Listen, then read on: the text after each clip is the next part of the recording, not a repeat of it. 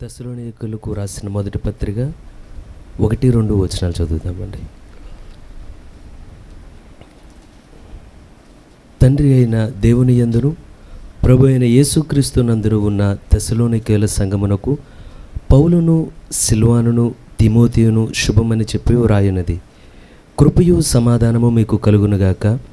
విశ్వాసముతో కూడిన మీ పనిని, ప్రేమతో కూడిన మీ ప్రయాసమును, మన ప్రభువైన యేసుక్రీస్తు నందలి నిరీక్షణతో కూడిన మీ ఓర్పును మేము మన తండ్రి అయిన దేవుని ఎదుట మానక జ్ఞాపకం చేసుకొనుచు మా ప్రార్థనల యందు మీ విషయమై విజ్ఞాపనము చేయొచ్చు మీ అందరి నిమిత్తము ఎల్లప్పుడూ దేవునికి కృతజ్ఞతాస్తుతులు చెల్లించుచున్నాము.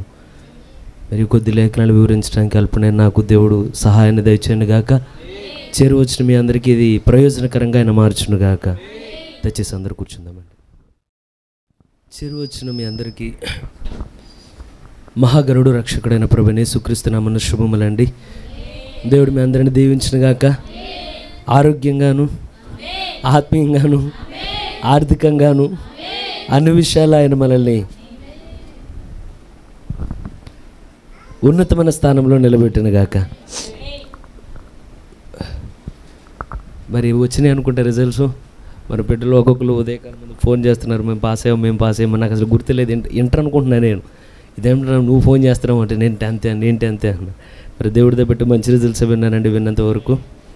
మరి దేవుడి నామానికి మహిమ కలుగును గాక. మరి ఈరోజు ఈ సబ్జెక్ట్ చెప్తాను అనుకుంటే మరి చాలా సమయం వెచ్చించేవ్వండి, అనుకోకుండా ఇది కొద్ది వరకు ఉన్నది. మరి కావలసినంత సమయం ఆయన నా పట్ల మన పట్ల దయ చూపును గాక. ఒకసారి 1వ వచనం చదువుతామండి, స్లోగానే వెళ్దాం. తెస్సలోనికీయులకు రాసిన మొదటి పత్రిక 1వ వచనం చదువుతామండి.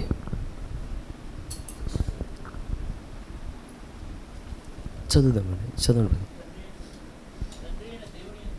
తండ్రి అయిన దేవుని యందును ప్రభు అయిన యేసుక్రీస్తు నందును ఉన్న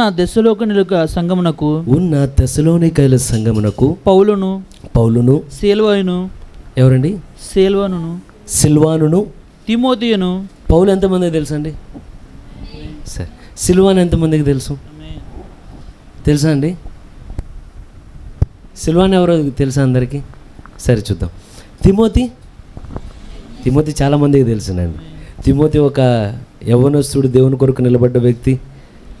తిమోతితోనే భక్తి లేదు, కానీ తిమోతి యొక్క అవ్వ దగ్గర నుండి, తల్లి దగ్గర నుండి తిమోతిలో కూడా అదే విశ్వాసం వసిస్తా ఉన్నదట. అయితే పౌలు ఎన్ని పత్రికలు రాశాడు? మొత్తం 14 పత్రికలు కదా. 14 పత్రికల్లో మొదటి పత్రిక ఏంటిదండి? అపోస్తుల కార్యం పౌలు రాయలేదండి. అపోస్తుల కార్యం రాసింది లూకా రాశాడు. అపోస్తుల కార్యం ఒకసారి చూద్దాం. లూకా, ఒకసారి మీకు ఆ డౌట్ కూడా ఉంటే అపోస్తుల కార్యం 1వ అధ్యాయం 1వ వచనం చూడండి.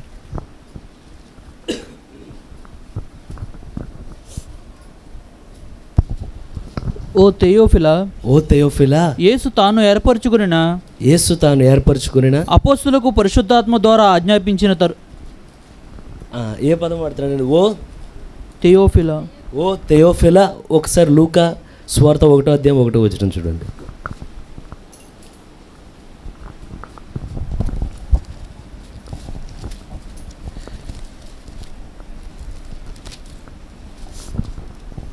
ఘనత వహించిన థెయోఫిలా.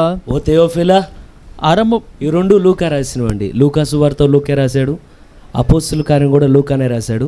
మీరు అపోస్తుల కార్యం చదివితే మధ్యలో ఏముంటుందంటే మేము అని ఉంటుంది.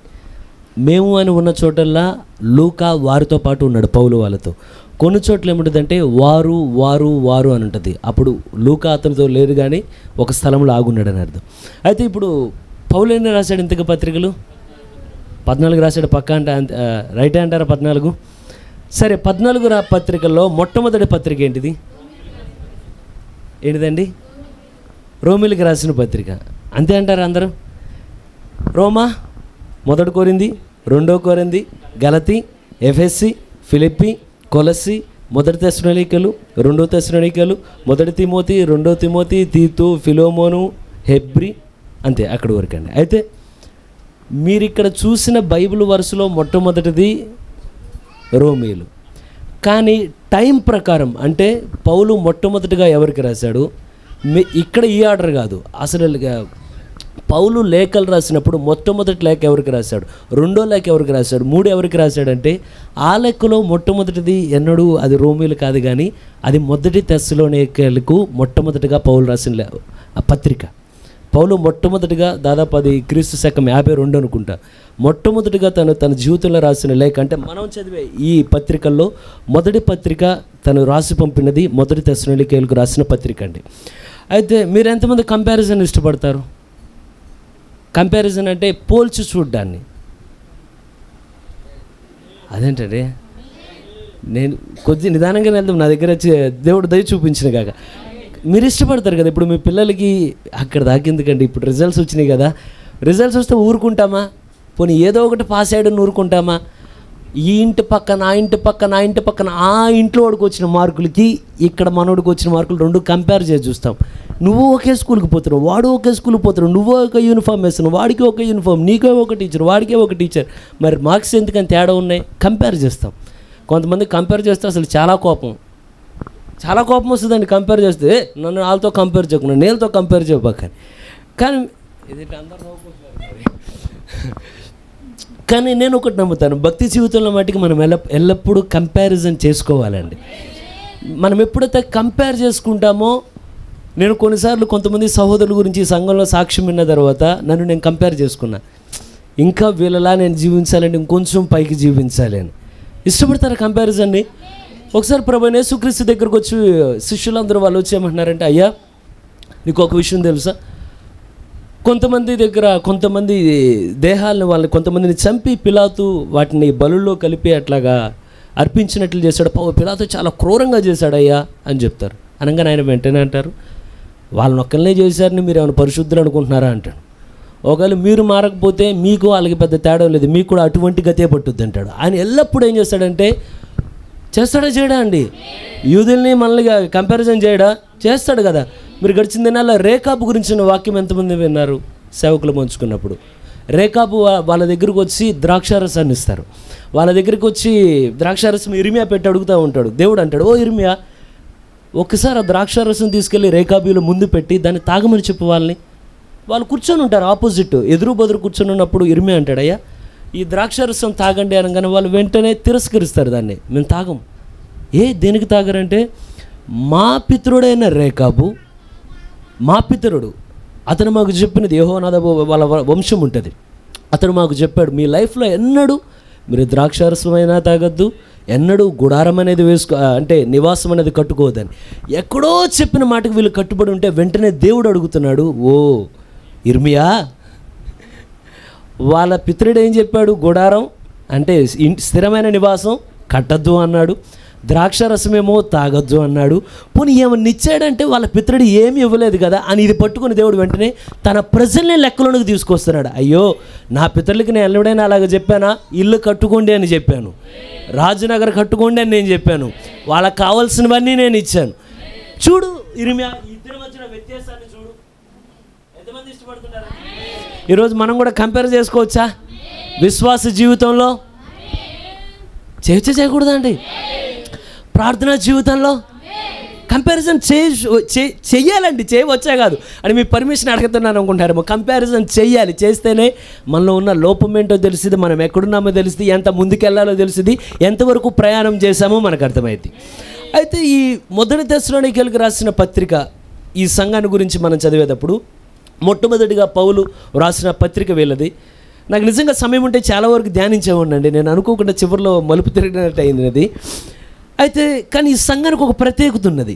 పౌలు ఎక్కువ కాలం, కొన్ని కామెంటరీస్ ప్రకారం, కొన్నిటి ప్రకారం అయితే ఎక్కువ కాలం ఈ తెస్సలోనికీయుల మధ్యలో లేడు. కానీ కొన్ని చోట్ల ఏముంటుందంటే దాదాపుగా 3 విశ్రాంతి దినాలు మాత్రమే పౌలు వీరి మధ్యలో ఉన్నట్టుంటుంది కొన్ని లెక్కల ప్రకారం. చాలా తక్కువ సమయం వారి మధ్యలో ఉన్నాడు, చాలా తక్కువ సమయం వారి మధ్యలో సువార్త చెప్పాడు. కానీ పౌలు మీరు ఒకసారి మనం చూడొచ్చు, తెలుగుగానే వెళ్దాం. అపోస్తలుల కార్యం 17వ అధ్యాయం. మీరు ఎప్పుడైనా మొదటి తెస్సలోనికీయులు మీకు అర్థం అవ్వాలంటే అపోస్తలుల కార్యం 17వ అధ్యాయానికి వచ్చేయండి అండి.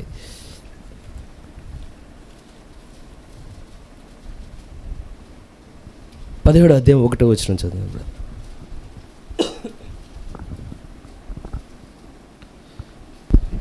వారు వారు అంపులియా అంఫిపోలి అంపిపోలి అంఫిపోలి అపోలోనియా పట్టణముల మీదుగా వెళ్ళి తెస్సలోనికకు వచ్చిరి.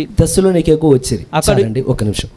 వీళ్ళు ఎప్పుడైతే ఈ తెస్సలోనిక యొక్క, ఇది నాకు తెలిసి బైబిల్ స్టడీలా అనిపించేమో మీకు, అయితే ఎప్పుడైతే వీరు తెస్సలోనిక సంఘం మధ్యలోనికి వచ్చారో, వీళ్ళు వచ్చినప్పుడు ఏ విధమైన సమాధానంగానో లేకపోతే ప్రశాంతతోనో వీరు రాలేదు. కానీ వీరు ఎప్పుడైతే తెస్సలోనిక సంఘంలోకి అడుగు పెట్టారో వీళ్ళ జీవితం చాలా ఎదురు దెబ్బలు, సువార్త పరిచర్లో చాలా ఎదురు దెబ్బలు తిన్నారు వాళ్ళు. కారణం ఏంటంటే వాళ్ళు ఎప్పుడైతే ఒకానొక స్థలానికి వెళ్ళాలని కోరుకుంటారో, త్రోయ ఆ స్థలానికి వచ్చేసరికి దేవుడు చెప్తాడు, ఒక దర్శనం చూపించిన తర్వాత మాసిదోనియాలో ఒక కేక వినబడతా ఉంటుంది. ఎంతమంది గుర్తున్నదో, మాసిదోనియాలో ఓ మమ్మల్ని వచ్చి రక్షించు, ఓ మమ్మల్ని రక్షించు అనగానే పౌలు వెంటనే ఆ దర్శనాన్ని అర్థం చేసుకుంటాడు. మాసిదోనియా అనేది దేశం అండి. దేశంలో ఫిలిప్పు అనేది ఒక పట్టణం, సముద్ర, ఇంకా కొన్ని పట్టణాల పేర్లు ఉంటాయి, సముద్రకాకు, నెయోపొలికి, ఇవన్నీ పట్టణాలు. ఎప్పుడైతే ఈ మాసిదోనియా అనే దేశంలోనికి పౌలు అడుగు పెడతాడో, సువార్త చెప్పడానికి మొట్టమొదటిగా ఆ స్థలంలో ఆకర్షించబడిన వ్యక్తి ఎవరయ్యా అంటే లూదియా. ఎంతోమంది వాక్యం విన్నారు పౌలు యొక్క వాక్యం, కానీ ఒకే ఒక ఆవిడ మాటికి హృదయం దేవుడు వాక్యం కొరకు తెరిచవంగానే వాక్య విత్తనం పడినది, వెంటనే ఫలించడం ప్రారంభించినది.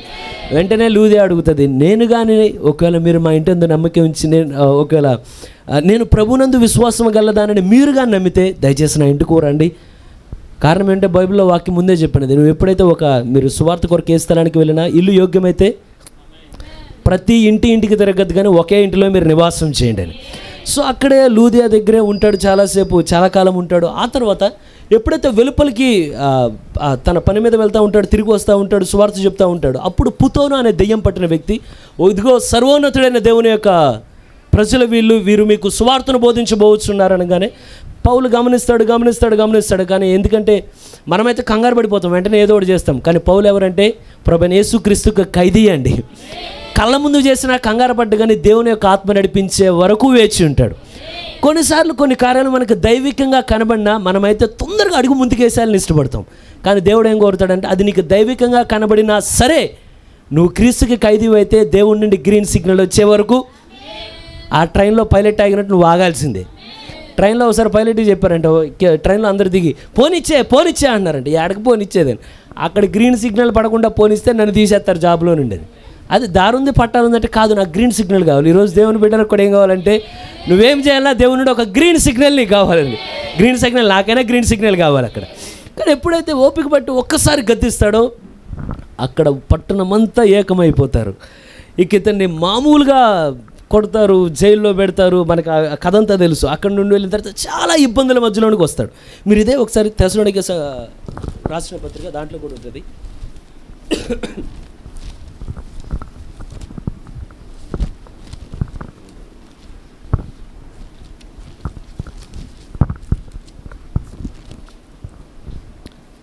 రెండవ అధ్యాయం 2వ వచనం. మీరు ఎరిగినట్టే మేము ఫిలిప్పీలో అంటే ఆ పుతోననే దెయ్యం పట్టిన స్త్రీ దగ్గర జరిగిన పోరాటాలు కానీ, ముందు జైల్లో వాళ్ళని వేయడం కానీ, బొండలేసి బిగించడం కానీ, వాళ్ళని కొరడాలతో కొట్టడం కానీ. కానీ విచిత్రం ఏంటంటే, చదవండి బ్రదర్. ఫిలిప్పీలో ముందు మేము శ్రమపడి అవమానం పొంది శ్రమపడ్డాము, అందరి మధ్యలో అవమానము పొంది ఎంతో పోరాటముతో, ఎంతో స్వేచ్ఛగా కాదండి, ఎంతో పోరాటముతో దేవుని సువార్తను మీకు బోధించుటకై మన దేవుని యందు ధైర్యం తెచ్చుకుంటామని మీకు తెలియను. అయితే విచిత్రం ఏంటంటే, ఎన్నో కొట్టారు పౌల్ని, ఎంతో చేశారు, కానీ చెరసాల్లో పెట్టారు, ఏమి పెట్టుకుంటున్నా కానీ పౌలు మటుకు తన యొక్క నిర్ణయంలో వెనక్కి తిరగలేదు. కానీ కారణం ఏంటంటే, పౌలు నమ్మకమైన దాసుడు అండి, నమ్మకమైన సేవకుడు. అతను కష్టాలు ఎదురైనా వాళ్ళు కొడతన్నా మళ్ళీ ముందుకు ఏదైనా సువార్త ముందుకు తీసుకెళ్ళిపోతూ ఉన్నాడు పౌలు. అయితే ఈ తెస్సలోనికలోకి వచ్చిన తర్వాత కూడా దీని గురించి ఒకసారి మళ్ళీ మనం అదే 17వ అధ్యాయం 5వ వచనం నుండి చదువుదాం. మీకు తెస్సలోనిక మీకు అర్థం అవ్వాలంటే ఎప్పుడు మొదటి అపోస్తలుల కార్యం 17వ అధ్యాయం 1 నుండి ఒకసారి అందరం కలిసి చదువుదామా? అపోస్తలుల కార్యం 17వ అధ్యాయం 1 నుండి 9 వచనాలండి. అందరం కలిసి చదువుతామండి. వారు అంఫిఫోలి అపోలోనియా పట్టణముల మీదుగా వెళ్ళి తెస్సలోనికకు వచ్చేరి. అక్కడ యూదుల సమాజం అందరూ ఒకటి ఉండెను గనుక పౌలు తన వాడుకు చొప్పున సమాజపు వారి యొద్దకు వెళ్ళి క్రీస్తు శ్రమపడి మృతుల్లో నుండి లేచుట ఆవశ్యకమనియు నేను మీకు ప్రచురము చేయు యేసే క్రీస్తై ఉన్నాడనియు లేఖనముల్లో నుండి దృష్టాంతములనెత్తి విప్పి చెప్పుచు వారితో 3 విశ్రాంతి దినములు తర్కించుచుండెను.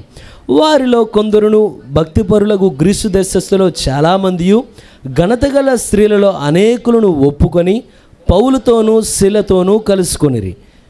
అంటే మీరు గమనించండి, ప్రవక్త మాట చెప్తాడు, ఏ సేవకుడికైనా మాదిరి ఎవరయ్యా అంటే తల్లికి ఒక మాదిరి ఉంటుందా? లేఖనాల్లో చాలామంది మాదిరి కలిగిన తల్లి ఉన్నారు కదండి. ఒక తండ్రికి నువ్వు మాదిరిని చూడొచ్చా? లేఖనాల్లో ఒక సేవకుడు కూడా మాదిరిని చూడొచ్చు. ఎవరంటే ఒక సేవకుడు, ఏ సేవకుడైనా మాదిరి చూడాల్సింది ఎవరంటే పరిశుద్ధ గ్రంథం అంతట్లో పౌలునండి. కారణం ఏంటంటే ఎప్పుడైనా దేవుడు ఎంచుకునే సేవకుడు పరిచర్లో కనబడాల్సిన 3 భాగాలు పౌలు పరిచర్లో కనబడుతున్నాయి.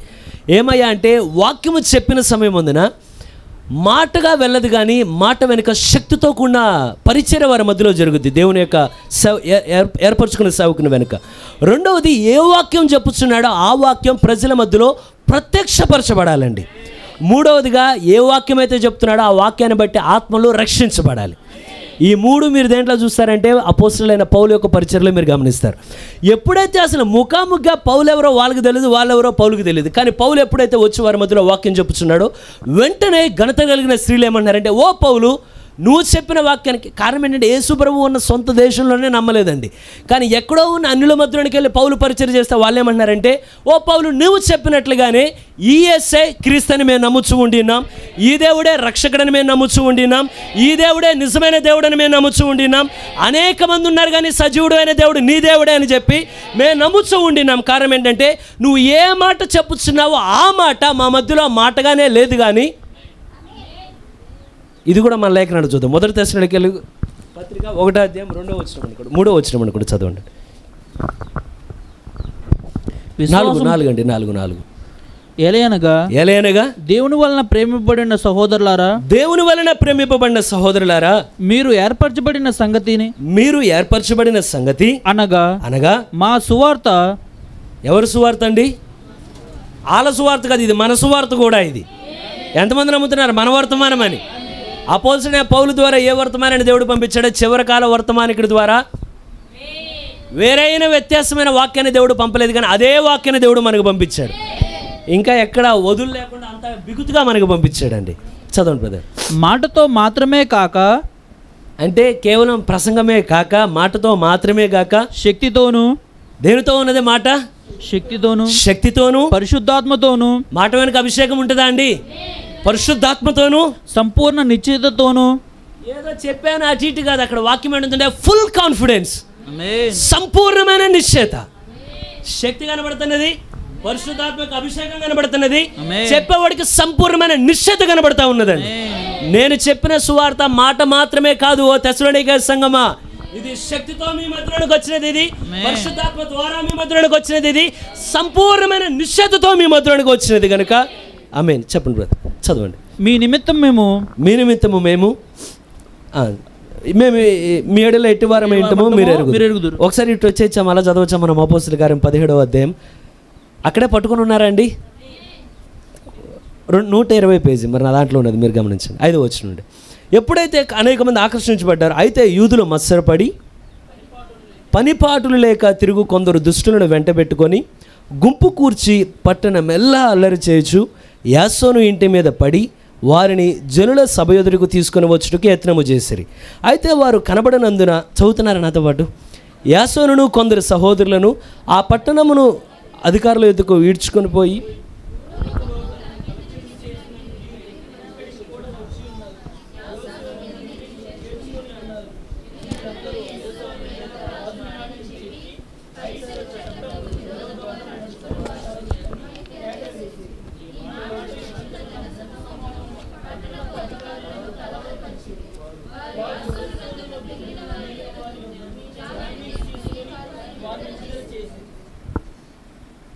మీరు 3వ వచనం చివరిలో చదివితే ఏమని ఉంటుందంటే, 3వ వచనం చివరి భాగం, వారితో 3 విశ్రాంతి దినములు తర్కించుచుండెను. ఎన్ని విశ్రాంతి దినాలండి?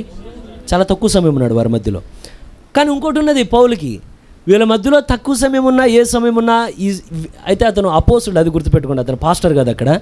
ఎన్నడూ ఈ ప్రజల మీద ఆధారపడలేదండి. ఏమంటే ఓ తెస్సలోనికే సంఘమా, నేను మీ మధ్యలో ఉన్న దినాల్లో ఎన్నడూ మీ మీద నేను ఆధారపడలేదు, కానీ రాత్రింబగళ్ళు నేనే కష్టపడ్డా, రాత్రింబగళ్ళు నేనే ప్రయాసపడ్డా, రాత్రింబగళ్ళు నేను ఎవరి మీద ఆధారపడలేదు, కానీ దేవుడు నాకు ఇచ్చిన బలంతో నేను పని చేస్తా, మీ మధ్యలో పరిచర్య చేస్తున్నాను. ఈరోజు దేవుడితో బట్టి దేవుడు నాకు ఏ సేవకుడైనా ముందుగా వచ్చి సంఘం మీద పడిపోయి నన్ను పోషించండి అన్న, కానీ ఏ సేవకుడైనా మొట్టమొదటికి ఏం చేస్తాడంటే తన్ను తాను పోషించుకొనిచో పరిచర్యని జరిగిస్తూ ఉంటాడండి.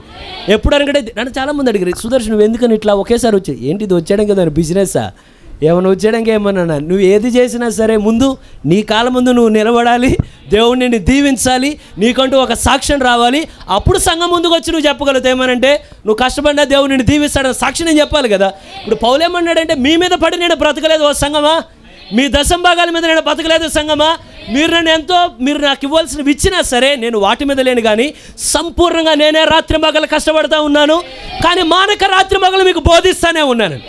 కష్టపడతానే ఉన్నాడు, మానకుండా పరిచర్య జరిగిస్తూనే ఉన్నాడండి.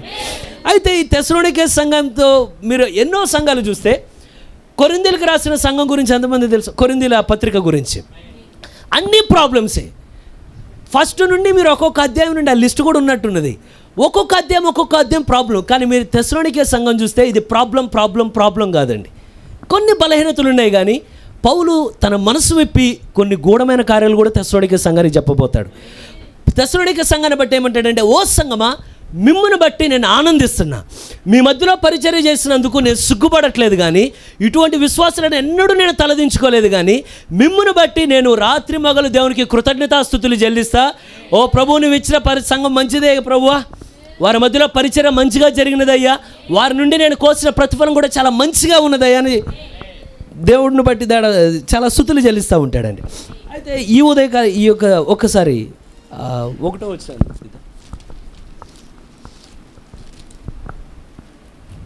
1వ వచనం చదువుతామండి.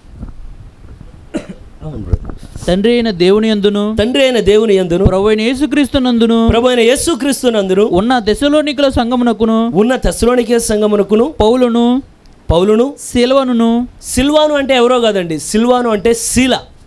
పౌలు శీలలు తెలుసా? పాటలో కూడా పాడతాం కదా, పౌలు శీలలు అని. మూడవదిగా తిమోతియు మనకు తెలుసు. వీళ్ళ ముగ్గురు పేర్లు ఎందుకు మెన్షన్ చేశాడయ్యా అంటే, ఎప్పుడైతే పౌలు తెస్సలోనికే సంఘం మధ్యలోకి వచ్చి పరిచర్య చేసినప్పుడు పౌలు ఒక్కడే లేడు, కానీ పౌలు పరిచర్య చేశాడు.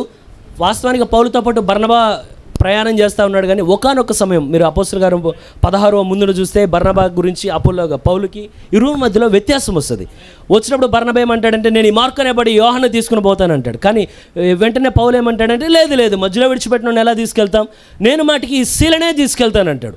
మరి ఇద్దరిలో ఎలా అయ్యా అంటే వచనం ఒకటి ఉంటుంది. అయితే వారేమో అవతలికి వెళ్ళిరే అని ఉంటుంది, కానీ పౌలు గురించి చెప్పినప్పుడు వారు సహోదరుల చేత ప్రభు యొక్క కృపకు అప్పగింపబడిన వారే. సంఘం యొక్క ఆమోదం ఉన్నది వెనక. ఏమనంటే, ఓ పౌలు, మీ వెనక మా ప్రార్థన ఉండబోతున్నది పౌలు, నువ్వు తీసుకున్న నిర్ణయం వెనక దేవుని యొక్క నిర్ణయం వెనుక దాగున్నదని సంఘం ఆమోదం తెలిపిన తర్వాత, ఇప్పుడు పౌలు శీలలు వెళ్ళిన తర్వాత పరిచర్య డమ్మీగా లేదు, కానీ దేవుడు చాలా ఉజ్జీవంగా అనేక స్థలాల్లో జరిగించుకుంటూ వచ్చాడని.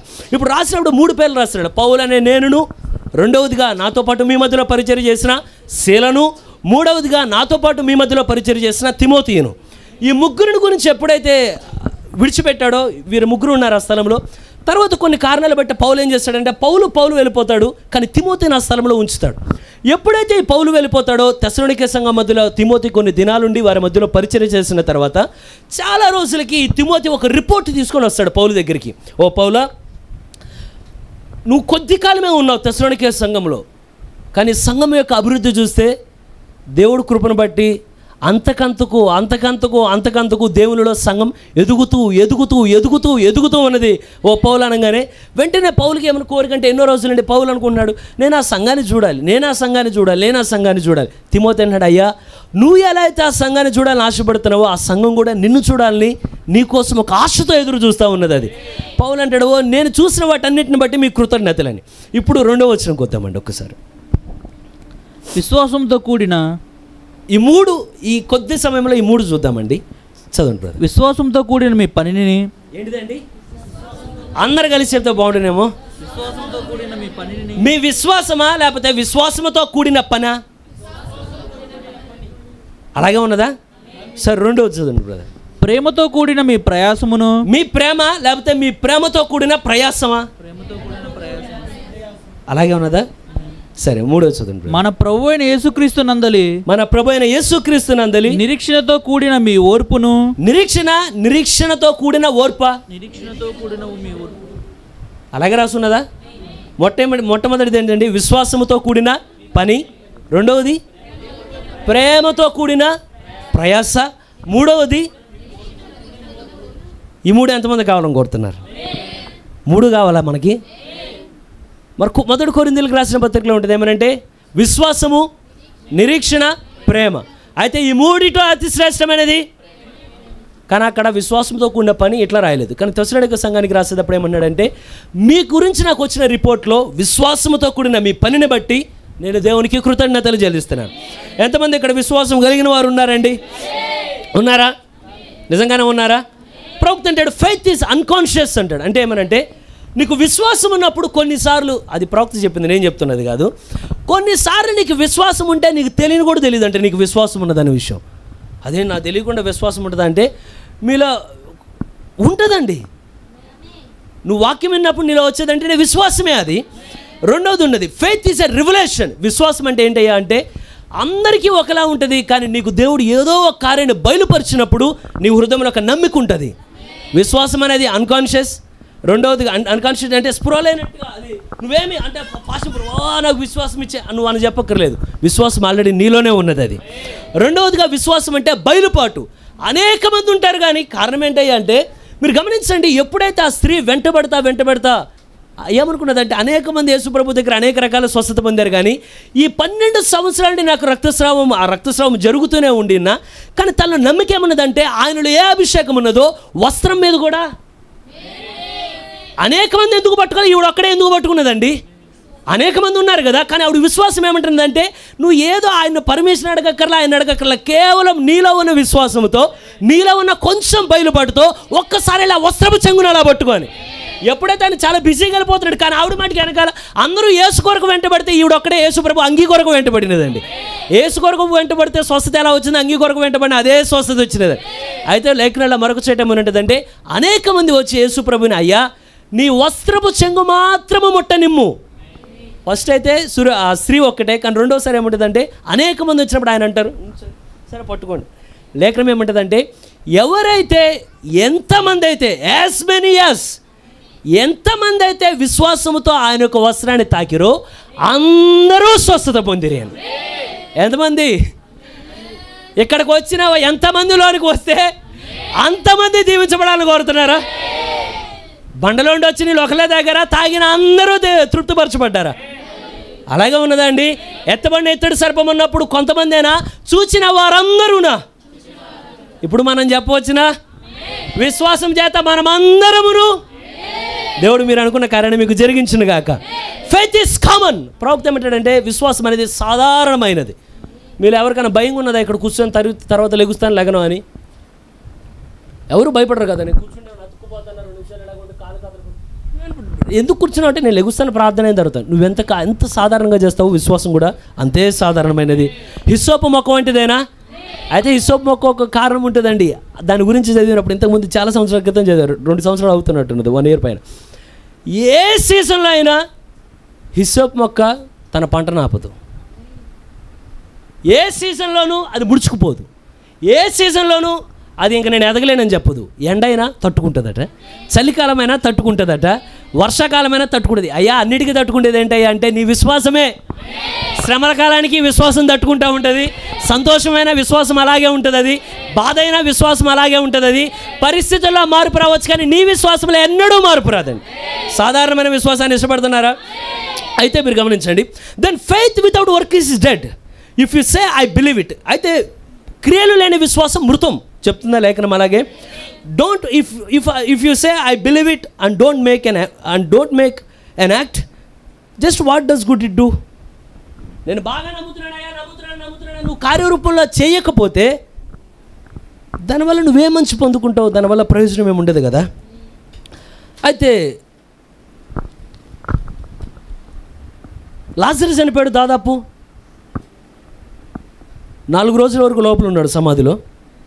ఆయన కోసం వాళ్ళు ఎతికారు. వీళ్ళు ఎంత ఎతికితే ఆయన అంత దూరంగా వెళ్ళిపోతున్నాడు. ఆయన కారణం ఏంటంటే నువ్వు ఎతికే టైంలో ఆయన ఎతికితే ఆయన దొరుకుతాడు. ఆయన వెళ్ళిపోయిన టైంలో నువ్వు ఎతకాలనుకుంటే ఆయన ఎన్నడూ దొరకడండి. ఆయన ముందు ఎతకలేదా అంటే ఆయన ఎప్పుడైతే వారి మధ్యలోకి వచ్చి సువార్త చెప్తా ఉన్నారో ఒక ఆవిడ అంటుంది, ప్రభువా చూడు ప్రభువా అని గిన్నెలు కడుక్కుంటే రావట్లేదు అంటుంది ఒక ఆవిడ. ఇంకో ఆవిడేమో గిన్నెలు వదిలేసి ఇక్కడ వాక్యం దగ్గర పైన ప్రభువు చెప్తున్నాడు, తండ్రి ఏమనంటే లీవ్ దట్ హోమ్, అంటిని విడిచి నువ్వు బయటికి వెళ్ళండి. కానీ యేసు ఎన్నడైనా మీ గృహాన్ని విడిస్తే వెంటనే వచ్చేది మరణమే అండి. కానీ ఆయన ఉన్నప్పుడు ఏం చేయాలంటే ఆయన మనం చేర్చుకోవాలి. ఆయన్ని అవకాశం ఉన్నప్పుడే, నీకోసం ఒక దినం అనేది ఉండినప్పుడే, నీకోసం ఒక అవకాశం దేవుడు ఇచ్చినప్పుడే వెంటనే ఆయన నువ్వు పట్టుకోవాలి. ఇక ప్రభు ఏదేమైనా వదిలిపెట్టమాకయ్యా, ఎక్కడే ఉండిపోను ఆయన అని. అయితే కానీ ఎప్పుడైతే అవకాశం దాటిపోద్దో నువ్వు ఎతుకుతావు, కానీ ఆయన దొరకడప్పుడు. ఆయన ఎతికినప్పుడు మనం తలుపులు తీయడం చాలా మంచిది అది. కానీ ఎప్పుడైతే ఆయన వెళ్ళిపోయాడో దేవుడు ఉంచాడు. యేసుప్రభు అక్కడక్కడ తిరుగుతున్నాడు. ఆయన ఏమో రావట్లేదు, వీళ్ళు ఎత్తుకు యేసుప్రభు ఎక్కడ, యేసుప్రభు ఎక్కడ, ఏసు ఎక్కడ. కానీ ఎప్పుడైతే సరైన సమయానికి 4 రోజులు అయిపోయింది, ఆ బాడీ కూడా మొత్తం డీకంపోజ్ అయిపోతూ ఉంటుంది. ఆ సమయంలో ఆయన శిష్యులు అందరిని వెంట పట్టుకొని వచ్చిన తర్వాత లోపలే మార్తా ఉన్నది, మరియ ఉన్నది. మార్త బయటకు వచ్చినది, మాట్లాడుతున్నాడు ఆయన ఆవిడతో చెప్పినది. ఇవన్నీ చెప్పిన తర్వాత ఆయన ఆత్మలో నిట్టూర్పు విడిచి ఇంతకీ లాజర్ని ఎక్కడ పాతి పెట్టారని, ప్రభువా రండి చూపిస్తాం మీకు. అది ఒక గుహ. ఎప్పుడైతే ప్రభువైన యేసుక్రీస్తుని వెంట పెట్టుకుని దారి చూపిస్తున్నారు, రండయ్యా. ఎప్పుడైతే కరెక్ట్గా గుహ యొద్దకు వెళ్ళేసరికి రాయంతా కప్పబడి ఉన్నది అక్కడ. అంతకుముందు వీళ్ళు వెళ్ళిన చిన్న ఏమన్నా ఆ ఫ్లవర్స్ కానీ ఏమైనా ఉంటాయి, అన్నీ పడిపోయి ఉన్నాయి. దాదాపు 4 రోజులు అయిపోతుందంతా. చాలా బాధగా ఉన్నది అంత పరిస్థితి. ఆయన వెంటనే అంటున్నారు,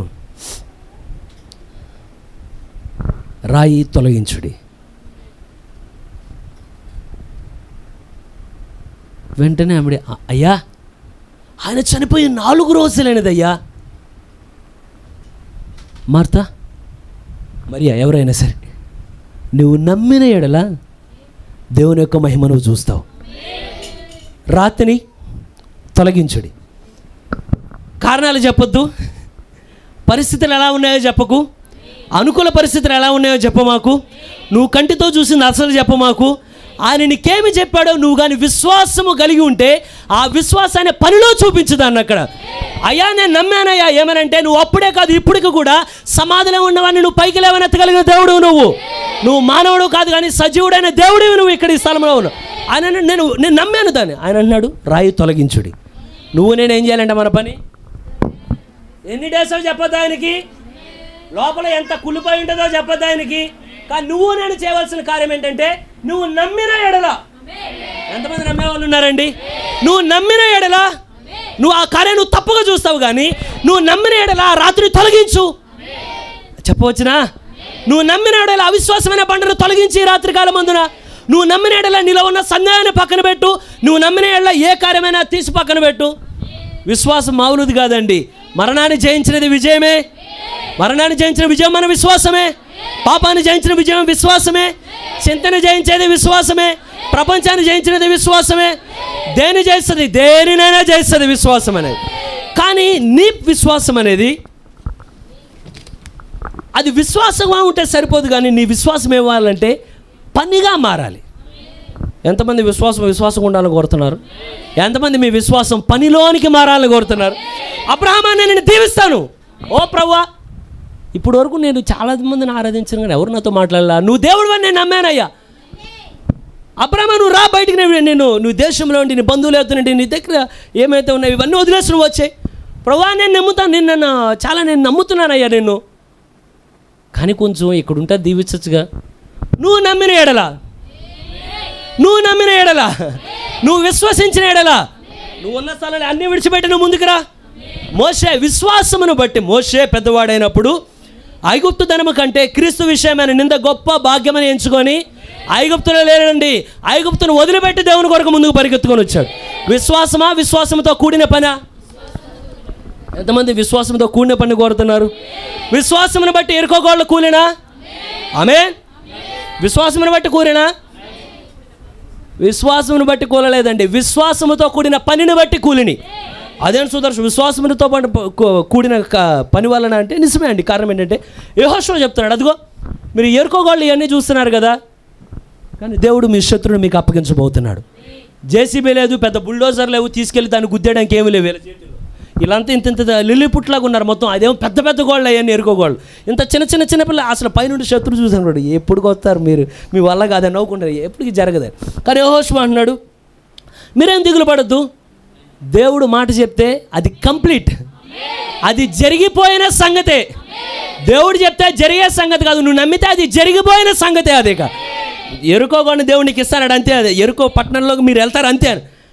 ఎలా వెళ్తాం, ఎవరు అడగల. కానీ ఏమన్నారంటే ఓపెన్ చేయండి, మీ దగ్గర ఉన్న ఆ బూరలు, కొమ్ముతో చేసిన బూరలు తీసుకోండి. యెహోషువ చెప్తున్నాడు, ఓ యాజకులారా మీరు ఊదుతా వెళ్ళండి, మీ వెనుక బందస్సం ఉండాలి, మీ ముందు యోధులు ఉండాలి. అయితే వీళ్ళందరూ 7 దినాలు చాలా నిశ్శబ్దంగా, చాలా మొట్టమొదటికి ఏంటిదండి, మందసం ముందు ఈ బాకాలు ఊదువారు, మందసం తర్వాత ముందుకు వచ్చేసరికి ముందు యోధులు ఉంటారు, మందసం బాకా వెనుకుంటుంది. ఎప్పుడైతే మీరు వెళ్ళేటప్పుడు ఏమీ మాట్లాడకూడదు, చాలా సైలెంట్గా ఉండాలి. యెహోషువ చెప్తున్నాడు, మీరు వెళ్ళిన తర్వాత ఏమీ మాట్లాడబాకండి, మధ్యలో అరుచుకోబాకండి, అసలు మీ నోటిలో ఉండే వాయిస్ కూడా రాకూడదు, చాలా కామ్గా ఉండండి. ఇప్పుడు ఏం చేయాలి అంటే వెళ్ళేటప్పుడు అసలు అంత పెద్ద పెద్ద గోడలు చూడయి, యెహోషువ అంటే మనం నడిస్తే పడిపోతాయి అన్నాడు. నువ్వేం మాట్లాడుకో, కామ్గా నిలబడాను. కొన్నిసార్లు నువ్వేం చేయాలంటే ఊరకే నిలిచి చూడుతూ ఉండు, నువ్వు కార్యం ఆయన జరిగిస్తాడు. ఆ కార్యం మనకి సాధ్యం కాని విషయమే ఊరకే నిలిచి చూడటం అండి. మనం అన్నిట్లో వెళ్ళిపడతాం. ప్రభువా దేవుడు అంటే నీకు అవన్నీ ఎందుకు, కామ్గా నుంచొని చూడాలి. ఫస్ట్ రోజు వెళ్ళారు, మొత్తం ఎప్పుడైతే వెళ్ళొచ్చారో బాకాలు బమ్ బమ్ బమ్ అని ఊతున్నారు. కానీ యెహోషువ దగ్గర యెహోషువ చెప్తున్నాడు, మీరు ఎవ్వరేం మాట్లాడుతూ చాలా సైలెంట్గా చుట్టూ తిరిగి వెళ్ళిపోయారు. మొత్తం ఎక్కడ ఆ ప్లేస్లో పెట్టి పనుకున్నాం. మళ్ళా 2వ రోజు తిరిగి వెళ్ళారు, మళ్ళా 3వ రోజు, 4వ రోజు, 5వ రోజు, 6వ రోజు. కానీ 7వ రోజున తెల్లవారుజామున చెప్తున్నాడు ఏమనంటే, ఈరోజు ఒక్కొక్కసారి కాదు మీరు వెళ్ళాల్సింది ఏంటంటే, ఈ రోజున 7 సార్లు మీరు చుట్టూ ప్రదక్షిణం చేయవలసి ఉన్నది. అయితే నేను చెప్పే వరకు మీరు నోరెత్తద్దు. ఎరుకో గోడలు కూలే దేనివల్ల, యెహోషువ బుల్డోజర్ కాదు ఇప్పుడు కావాల్సింది, యెహోషువ జేసీబీ కాదు. ఇప్పుడు ఏం కావాలి అంటే కేవలం నీ వాయిస్, నువ్వు కేకలు వేస్తే ఎరుకో గోడలు కూలిపోవాలంతే. అని అసలు ఏ లాజిక్ ఇది? మ్యాథ్స్లో ఉందా, సైన్స్లో ఉందా? సో అసలు మనిషి అరిస్తే గోళ్ళు పట్టడం ఏంటి? వీళ్ళు ఎక్కడ మన చర్చి గోళ్ళు అసలు ఎప్పుడు వెళ్ళిపోవాలండి. కానీ యెహోషువ అనేటప్పుడు అసలు వాళ్ళకి ఏం అర్థం కావట్లేదు. కానీ మోషే వెనకన్నా అవిశ్వపడేవాడు ఉన్నాడు, కానీ యెహోషువ వెనక అవిశ్వాసంతో ఉన్నవాడు ఒక్కడు కూడా లేడండి. ఆకాన్ని పక్కన పెడదాం, మనకి ఎందుకని వాళ్ళ గురించి. కానీ మిగతా వాళ్ళందరూ ఏమంటారంటే, ఓ యెహోషువ, మోషేకు దేవుడు తోడైనట్టు నీకు దేవుడు తోడై ఉంటాడు, నీ ద్వారా దేవుడు ఏం చెప్పినా మేము దానికి వింటాం. మాలో ఒక్కడు వ్యతిరేకంగా లేచిన వాడు మరణమైపోవును గాక. మోషే వెనక అలాంటి వాళ్ళు లేరు. కానీ ఇక్కడ మటుకు దేవుడు యెహోషువకు మంచి పరిచర్యను ఇచ్చాడు. మంచి పరిచర్య ఎప్పుడు వస్తుందంటే మంచి విశ్వాసులు ఉంటే మంచి పరిచర్య జరుగుతుందండి. ఈ పరిచర్య మంచిగా జరగాలని ఎంతమంది కోరుతున్నారు? ఎవరు అంటే బయట ఉండి ఎవరో రారు, మన మధ్య దేవతలకు వచ్చి పరిచర్య చేయవు. ఎవరు చేయాలంటే, సంఘం మంచిగా ఉండాలంటే, కుటుంబం మంచిగా ఉండాలంటే, మన సాక్ష్యం మంచిగా ఉండాలంటే అది మన మీద ఆధారపడి ఉన్నది కదా. ఇప్పుడు యెహోషువ ఏమంటావు 7వ రోజునంటే, మీరే ఇప్పటివరకు కామ్గున్నారా? చాలా సైలెంట్గా యెహోషువ నువ్వు చెప్పావు, మాట్లాడుతున్నప్పుడు షాపి సైలెంట్గా ఉన్నాయి. కానీ ఎప్పుడైతే నేను మీకు మాట చెప్తానో అసలు చాలా సులువుగా చెప్తాడు. మీరేమి చేయక్కర్లా, బాకానాదం మీకు ఎప్పుడైతే వినపడుతూ ఉంటుందో ఒక్కసారిగా మీ స్వరాలన్నీ పెళ్ళుపుకి చేసి కేకలు వేయుడి, విజయ గీతాలు పాడండి, విజయ గీతాలు మీరు పాడండి. యెహోవా మాకు ఇచ్చిన దాన్ని అంతే. అది అక్కడని అప్పుడు వరకు సైలెంట్. ఇప్పుడు యెహోషువ ఏం చెప్తాడంటే, ఇప్పుడు కావాల్సింది మీ విశ్వాసమే కాదు, ఇక్కడ విశ్వాసంతో కూడిన పని బయటికి రావాలి. ఎంతమంది ఇష్టపడుతున్నారండి? ప్రభు మా విశ్వాసం మాత్రమే కాదు, కానీ మా విశ్వాసంలో ఉన్న పని బయటకు వచ్చినట్లు దయ చూపించండి. ఎప్పుడైతే 7 సార్లు మామూలుగా ఉన్నారు, కానీ ఇప్పుడు ఒక్కడు కూడా దేవుడు మనకు అటువంటి సంఘంగా మనల్ని మార్చును కాక ఒక్కడు అనుమానపడట్లా. నేను గొంతు గిప్పితే మా ఆవిడే నా మాట ఎందు ఈ గోడలు పట్టు, కానీ ఎవ్వరేమనుకోవట్లేదు. కానీ అందరూ ఏమనుకున్నారంటే, ఇది మన గొంతులో ఏమీ లేదయ్యా, మన స్వరపేటికలకి చిన్నవే, ఊదే బాకాలో ఏమీ లేదయ్యా, బాకాలు సామాన్యమైనవే. కానీ విశ్వాసముతో కూడిన పని నువ్వు చేయగలిగితే జవాబిచ్చే దేవుడు మన మధ్యలో ఉన్నాడు కనుక, మన వెనుక మందస్సం ఉన్నది అక్కడ, మన వెనుక దేవుని సన్నిధి ఉన్నది అక్కడ, మన వెనుక దేవుడే దిగి వచ్చాడు. ఆయన అక్కడ సైన్యాధిపతిగా ఆయన నిలిచి ఉన్నాడు అక్కడ. ఎంతమంది ఇష్టపడుతున్నారండి? కేకలు వేయుడి, కేకలు వేయుడి, నిశ్శబ్దంగా ఉండమాకండి, కేకలు వేయుడి, మీ కేకలకు ఎరుకోకూడదు కూలిపోవును కాక.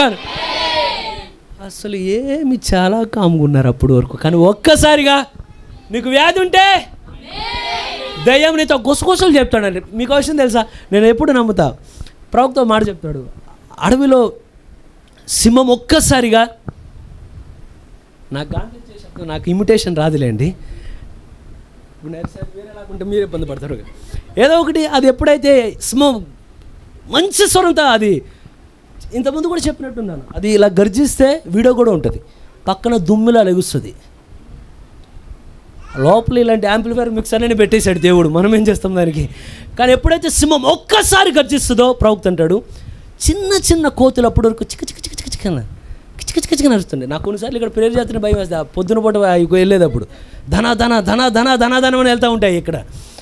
అయితే ఈ పక్షులు అరుస్తుంటే అంట, కోతులు అరుస్తుంటే అంటే, చిన్న చిన్న దుప్పులు ఇవన్నీ తోడేలు అరుస్తుంటాయి. కానీ సింహం ఎప్పుడైతే ఒక్కసారి గర్జిస్తుందో బికమ్ సైలెంట్.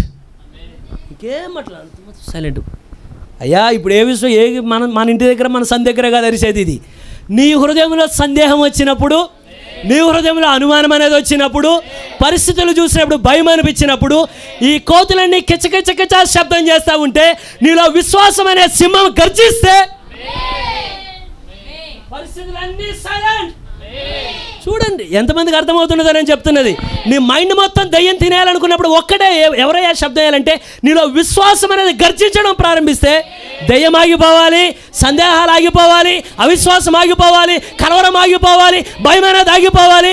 ఇది నా శబ్దంగా దేవుని యొక్క శబ్దం. అది నమ్మిన ఎడలా చెప్పవచ్చునా, నమ్మిన ఎడలా నువ్వు తప్పక కార్యం చూస్తావు. ఎవరు? నేనే, నువ్వే. ఈ బైబిల్ ఎవరి కోసం? నీ కోసం నా కోసం రాసినదే కదా. కానీ ఎప్పుడైతే అయితే మరి నేను ఎవరు నొప్పించాలని చెప్పట్లేదు, నువ్వు విశ్వాసం అనేది ఒక్కసారి కార్యరూపంలో పెట్టడం ప్రారంభించు. చాలాసార్లు ఇక్కడికి వచ్చి కొంతమంది అడిగేవాళ్ళు, ఇక్కడ కాదండి, వచ్చేమనంటే సుదర్శ్, ఇది కొంచెం మనకు అర్థమయ్యే భాష, దయచేసి సండే డ్యూటీ పడకుండా నా కోసం ప్రార్థన చేయండి. సరే, నమ్ముకున్నదా ప్రార్థన మీద? ప్రభువా దయచేసి కనికరం చూపించండి, ఈ సహోదరుడికి ఆదివారం పూట ఉద్యోగం రాకుండా, డ్యూటీ పడకుండా కనికరాన్ని చూపండి. ఎప్పుడైతే ఈ సహోదరుడు వెళ్ళిపోతాడో, విచిత్రంగా ఎప్పుడు ఉండదు, ఆ రోజు పడుతుంది డ్యూటీ. ఎప్పుడు? సండే. ఇప్పుడు ఈ ఆదివారం కనబడ్డ సహోదరుడు ఏమైంది? ఆ సహోదరుడి కంటే సహోదరుడు ఆలోచిస్తాడు, ప్రభువా ప్రార్థన చేసుకున్నాను కానీ సండే అనేది రాకూడదని ప్రార్థన చేశా, కానీ పడింది. అంటే నీ చిత్తమేమో, పాస్టర్ గారికి కూడా తెలియలేదు, ఇలా ఎవరికి తెలియదు, నీ చిత్తమేమో. విశ్వాసంతో కూడిన పని అంటే నువ్వు క్యారేజ్ చదువుకొని జాబ్కి వెళ్ళేది కాదు. క్యారేజ్ చదువుకొని నువ్వు మళ్ళీ ఇక్కడికే వచ్చేయాలి. నువ్వు మళ్ళీ ఇక్కడికే వచ్చి కూర్చోలేమనంటే, దేవుడు వాక్యం చేస్తే వాక్యాన్ని నెరవేర్చే దేవుడు కనుక రూపాయలకి అమ్ముడు పోవు నువ్వు. అప్పుడు ఎంతమందికి అర్థమవుతున్నదా అండి? పైసలకి పడిపోవు. అప్పుడు ఏమనంటే, దేవుడు ఆదివారం దేవుని సన్నిధిలో ఉంటే దీవిస్తాడు కనుక నువ్వు విశ్వాసము కూడిన పని అంటే నువ్వు తిరిగి వచ్చి ఇక్కడే కూర్చోవాలి. దీన్ని నువ్వు మళ్ళీ డ్యూటీకి వెళ్ళిపోయి మత్త వేసుకొని, దేవుడికి తెలుసు అన్నీ, దేవుడికి తెలుసు. మళ్ళీ కొట్టినప్పుడు మనం పడిపోయి ఏడుస్తుంటే అప్పుడు కూడా అంటే, నాకు ఇది కూడా తెలుసు నాయన, ఇది తెలుసు. నువ్వు ఆ రోజు పరికలెత్తి వెళ్ళినప్పుడు కూడా నాకు రెండూ తెలుసు నాయన అంటాడు. ఎంతమంది విశ్వాసంతో కూడిన పని ఇష్టపడుతున్నారా? నేను ఇంతకుముందు ఎరిక్ లిడిల్ గురించి మీకు ఒకసారి చెప్పినట్టున్నాను, గుర్తున్నదా అండి? ఒలింపిక్ గేమ్ కోసం వెళ్ళినప్పుడు అతను 100 మీటర్ల పరుగులో మంచి అనుభవం కలిగిన వ్యక్తి, ఇంగ్లాండ్ వ్యక్తి అతను. కానీ ఎప్పుడైతే తను ఆ రన్నింగ్ రేస్లో ఉన్నప్పుడు చిన్నప్పుడు ఒకటే కోరిక, నేను ఎప్పటికైనా పెద్దోడిని అయితే ఒక రన్నర్ అవ్వాలి. ఎలాగైనా ఒలింపిక్ అంటే అన్ని దేశాలన్నిటి మధ్యలో ఒకే ఒకడు విజేత కలిగిస్తే అది మామూలుగా ఉండదు, అన్ని దేశాల్లో చాటింపు, పలానా దేశం గెలిచినదని. చిన్నప్పుడు కోరిక ఎదిగాడు. కానీ ఎప్పుడైతే సరైన సమయం, ఆడే సమయానికి వచ్చేసరికి ఇతనికి 2 ఉన్నాయి. నన్ను చాలామంది కొంతమంది అడుగుతారు ఏమనంటే, సుదర్శ్ అంటే పిల్లల్లో కూడా స్పోర్ట్స్ మనం ఆడచ్చా, స్పోర్ట్స్కి మనం వెళ్ళొచ్చా, ఒకవేళ ఈ లెక్కన ఉంటే మరి మనమే లెక్క వేసుకోవాలి దాన్ని. ఇతను ఎంత స్పోర్ట్స్ ఆడతాడో దేవుడికి స్పోర్ట్స్ కన్నా ఎక్కువ విలువిస్తాడండి. ఎప్పుడైతే చిన్నప్పటి నుండి ఒక ఆశ ఏమనంటే, నేను ఎలాగన్నా ఒలింపిక్ గేమ్, దేశమంతా పెట్టుబడి పెట్టింది వెనకాల, ప్రపంచమంతా ఎదురు చూస్తున్నది ఏమంటే, ఇన్ని రోజుల్లో ఎప్పుడు మా ఇంగ్లాండ్ గెలవలేదు, కానీ ఈసారి మా తరపున ఎరిక్ లిడిల్ అనే వ్యక్తి ఆడబోతున్నాడు. మామూలుడు కాదు, మంచి ఆటగాడు. ఈ రోజు వెళ్ళి ఖచ్చితంగా మాకు పతాకం కొట్టుకొస్తాడు అనుకున్నారు. కరెక్ట్గా ఎప్పుడైతే ఆ మ్యాప్ అంటే ఆ టైం టేబుల్ ఇచ్చి చేతిలో పెట్టారో, దేశమంతా వెనకాల ఉన్నది. దేశం యొక్క డబ్బు అంతా ఇతని మీద పెట్టారు. ఏమనంటే మా వాడు వెళ్తాడు, ఇతనికి డబ్బు కానీ ఇతనికి ఫుడ్ కానీ మొత్తం అన్నీ వాళ్ళ వెనక చూస్తారు. కానీ సమయానికి టైం టేబుల్ చూశాడంట. చూడంగానే నేను చెప్పింది ఒక ఆఫీసులో అది కాదండి, దేశ ప్రజలందరూ చూస్తున్నారు ఒక్కడి వెంక. నువ్వు వెళ్ళి మా కోసం నువ్వు జెండా పట్టుకొస్తావు, అదే బహుమానం పట్టుకొస్తావు అని వెళ్ళి నుంచొని చూడంగానే దాంట్లో ఉన్నదంట, నీకు వచ్చే ఒలింపిక్ గేమ్ నువ్వు ఆడాల్సింది సండే ఆడాల్సి ఉన్నది అన్నదంట. వెంటనే అన్నాడు ఐ రిజెక్ట్ ఇట్ అన్నాడు. దాన్ని నేను తిరస్కరిస్తున్నాను. న్యూస్ పేపర్లో రాశాడు, వీడంత నమ్మక ద్రోహి దేశంలో ఇప్పటివరకు ఎవడలేడని రాశాడు. వెంటనే వీడు మోసగాడు, వీడు ద్రోహి అని. టీచర్ వచ్చి అసలు నీకు బుద్ధి ఉన్నదా, నువ్వేం మాట్లాడుతున్నావు అర్థమవుతుందా, మీరేమన్నా అనుకోండి, మీరు ఏమైనా చేసుకోండి, నేనైతే దేవుడితో ఒక తీర్మానంలో ఉన్నా. ఏమనంటే నేను ఏ స్థితిలో ఉన్నా అన్ని స్థితులు కన్నా మొట్టమొదటిగా దేవుడి స్థానం దేవుడికి ఇస్తే దేవుడు మొట్టమొదటి స్థానం నాకు ఇస్తాడు ఆయన. వాళ్ళు ఏ లేదు నువ్వేమి చెప్పినాడు. అసలు చూడండి, ఒక దేశంలో ఉండి మీకు అన్ని ఫోన్ కాల్స్ వచ్చి ఏం లేదు నీకు బుద్ధి లేదా. మనకి దేశం అక్కడ ఆఫీసులో మేనేజర్ ఒక్కడు చాలు, ఆఫీసులో మేనేజర్ ఒక్కరు చాలండి మనకి. వాళ్ళకి దేశమంతా ఫోన్ చేస్తా, దేశమంతా తిడతా ఉంటే నమ్ముకుతా ఉన్నాడు అంటే ఎవరేమన్నా పట్టించుకోవాలి. అందుకే చెప్పింది ఫెయిత్ ఈస్ అన్కాన్షియస్. స్పృహ ఉండదంటే ఎవరు చెప్పిన ఏం పట్టించుకు ఏమనంటే దేవుడికి నేను స్థానం ఇస్తే దేవుడు నాకు స్థానం ఇస్తాడయ్యా అని. కానీ ఎప్పుడైతే అనుకోకుండా 400 మీటర్ల పరుగు వచ్చినదంటే ఇతను ఎప్పుడు పరిగెత్తలేదు అసలు. అది అడిగారంట, ఈ ఒక్కసారన్నా ఏమంటావు అంటే రిక్వెస్ట్ చేశాడంట, అయ్యా 100 మీటర్లు అయితే సండే వచ్చింది కాబట్టి పరిగెత్తలా, ఇది ఒకసారి నేను ప్రయత్నించి చూస్తాను. అప్పటి వరకు ఈయన మీద పెద్దగా మొత్తం సమాచారం రాశారు, ఓడిపోయాడు, అదే ఏమనంటే మోసగాడు, మా డబ్బులు తిన్నాడు, అది ఇది అని మొత్తం దేశాన్ని అంతా పరుగు తీశాడని. కానీ వెళ్ళిన తర్వాత ఎప్పుడైతే నుంచున్నాడో ఇతనికి 200 మీటర్లు మించి పరిగెత్తలేడు అతను. కానీ ఎప్పుడైతే నిలబడి ఉన్నాడో పరుగు పందెంలో వరుసగా నిలబడ్డాడు, ప్రార్థన చేసుకున్నాడు అంటే, ప్రభువా నా వల్ల అయితే కాదు, నేను నీ కొరకు నిలబడ్డాను కనుక నువ్వు దేవుని కొరకు నిలబడితే దేవుడు నీ కొరకు నిలబడతాడు. ఎప్పుడైతే అక్కడ నిలబడుకున్నాడు, ప్రభువా నీ మీద నేను నమ్ముకుని వెళ్దాం అనుకుంటున్నానయ్యా అని. వెంటనే ఒక అతను ప్రజల మధ్యలో పరిగెత్తుకొని ఒక చిన్న చీటీ రాసి చేతిలో పెట్టాడు. దాన్ని చదవలేదు. ఇక అక్కడ విజిల్ వేస్తారు కదా, వెంటనే ఇది పట్టుకున్నాడు లోపల. ప్రభువా నీకు 100 అనుకున్నాడు. ఎన్ని మీటర్లు? ఈయన పరిగెత్తది 100 మీటర్లు. ఇప్పుడు ఎంత ఉన్నది రన్నింగ్? 400 మీటర్లు. ఇలా దేశం ప్రకారం ఇతను ఒక్కడే నిలబడ్డాడు. ఎప్పుడైతే పరుగు ప్రారంభించడానికి అలసట వస్తుంది, పరిగెత్తలేనుకున్నాడు. కానీ పరిగెత్తిన తర్వాత దేవుడు చేయబట్టి 100 మీటర్లు తప్పించుకున్నాడు. కానీ 400 మీటర్ల మొట్టమొదటి ప్రైజ్ అతనిగా వచ్చినదండి. రాగానే వెంటనే అక్కడ ఆగిన తర్వాత నాకు ఇంతకీ ఇచ్చిన పేపర్ ఏముందని పేపర్ ఓపెన్ చేసాడండి. చేయగానే దాంట్లో ఏమున్నదంటే నన్ను కనపరచువాన్ని నేను కనపరచుదని. ఎంతమంది ఆయన కనపడతాం అనుకుంటున్నారు? విశ్వాసంతో కూడిన పని మనకు బయటికి రావాలండి. ఇప్పుడు లీడర్ చేసినది ఏమనంటే నేను దేవుడిని నమ్మాను, ఆయన కనపరుస్తాడు, ఎలా కాదు. ఇప్పుడు నిలబడ్డాడు ఏమనంటే కేవలం విశ్వాసం కాదు, నేను ఇక్కడ విశ్వాసంతో కూడిన పని చూపించడానికి నిలబడ్డానంటే దేవుడు తగ్గించలేదే, దేవుడు అవమానపరచలేదే, దేవుడు త్రొక్కివేయలేదే. అనేక మందిలో దేవుడు పైకి లేపాడండి. తర్వాత ఇంటర్వ్యూ చేసే వాళ్ళు వచ్చి, అయ్యా నువ్వు ఎట్ట పరిగెత్తావు 400 మీటర్లు అంటే సింపుల్గా చెప్పాడంట. 200 మీటర్ల వరకే నేను పరిగెత్తాను, ఆ తర్వాత నా శక్తి లేదు, మిగతా 200 మీటర్లు ఆయన నన్ను పరిగెత్తిచ్చాడని.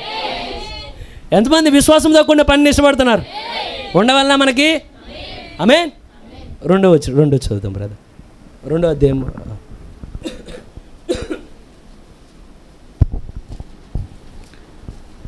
విశ్వాసంతో కూడిన మీ పనిని ప్రేమతో కూడిన మీ ప్రయాసమును.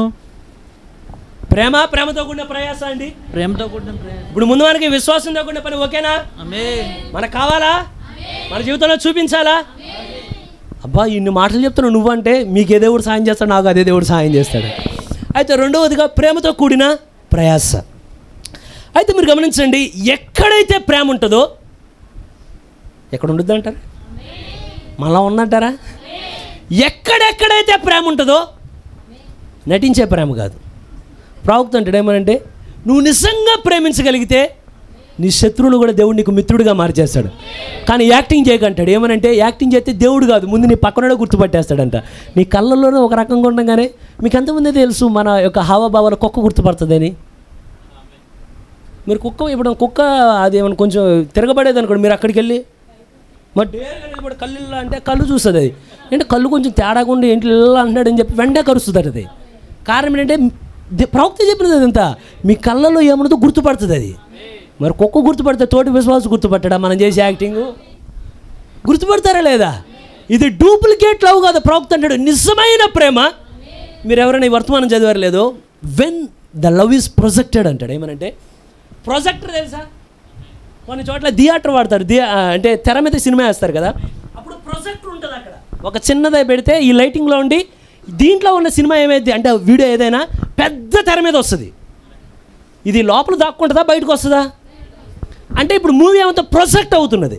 ప్రవక్త అన్నాడు, నీలో కానీ నిజమైన ప్రేమను కానీ నువ్వు నీలో దాచడం కాదు. నేను ప్రేమించాను, నువ్వు ప్రేమించావు, కానీ ప్రేమ ప్రొజెక్ట్ చేయదాన్ని. నువ్వు ఎప్పుడైతే నీ ప్రేమను తెర మీదకి ఎక్కిస్తావో కృప రంగం మీదకి రావడం ప్రారంభిస్తుందంట. ఎంతమందికి అర్థమైనదండి? సుదర్శన్, నాకు అర్థం కాలేదంటే అపాజం వచ్చిందా ప్రవక్తల ఇంటికి? వచ్చినదా? అపాజం ఎవరండి? ఆడెవరో అబ్బాయి కాదు, అమ్మాయి కాదు, జంతువు. అవునా? చిన్న జంతువే కదా.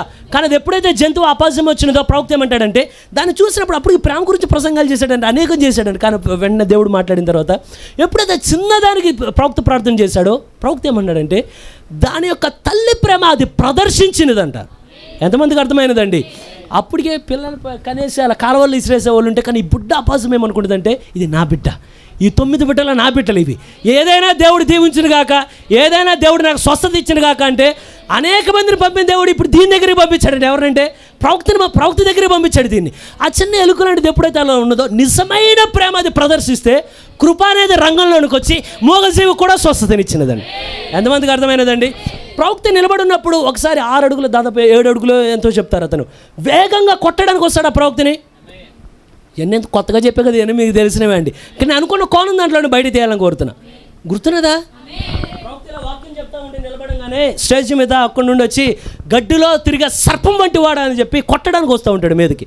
అప్పటికి ప్రవక్త చెప్తాడు, చాలామంది ప్రీచర్లు ఉన్నారంట ప్లాట్ఫామ్ మీద, ఎవరికాలు పరుగు, ఇటోళ్ళు ఇటు అటోళ్ళు అటు, పోలీసు వాళ్ళు వచ్చారంట ఆపడానికి. ప్రవక్త అన్నాడు, మీరేమి ఆపద్దు. కారణం ఏంటంటే ఇది రక్త మాంసాల మధ్యలో యుద్ధం కాదు, ఇది పరలోకానికి పాతాళానికి మధ్యలో యుద్ధం కనుక మీరు కొంచెం సైడ్ ఇవ్వండి అని.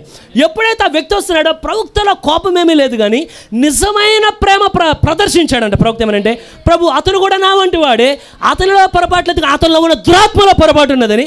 ఎప్పుడైతే దురాత్మను గద్దించాడో దేవుని యొక్క కృప రంగం మీదకి వచ్చి, ప్రవక్త మీద ఘాటు కూడా పడలేదు, కానీ ప్రవక్త యొక్క కాళ్ళ మీదకి వచ్చి పడ్డాడండి. నిజమైన ప్రేమ ప్రదర్శించబడినప్పుడు చెప్పవచ్చిన అర్థమైనదా అండి? అర్థమైనదా? మీకు ఎంతమంది ప్రేమ ఉన్నదంటారు? ఆ ప్రేమ ఇప్పుడు ఏమవ్వాలి? ప్రదర్శించబడాలి ఆ ప్రేమ. అయితే సహోదర ప్రేమ ఉన్నదా? నా టైం లేదు.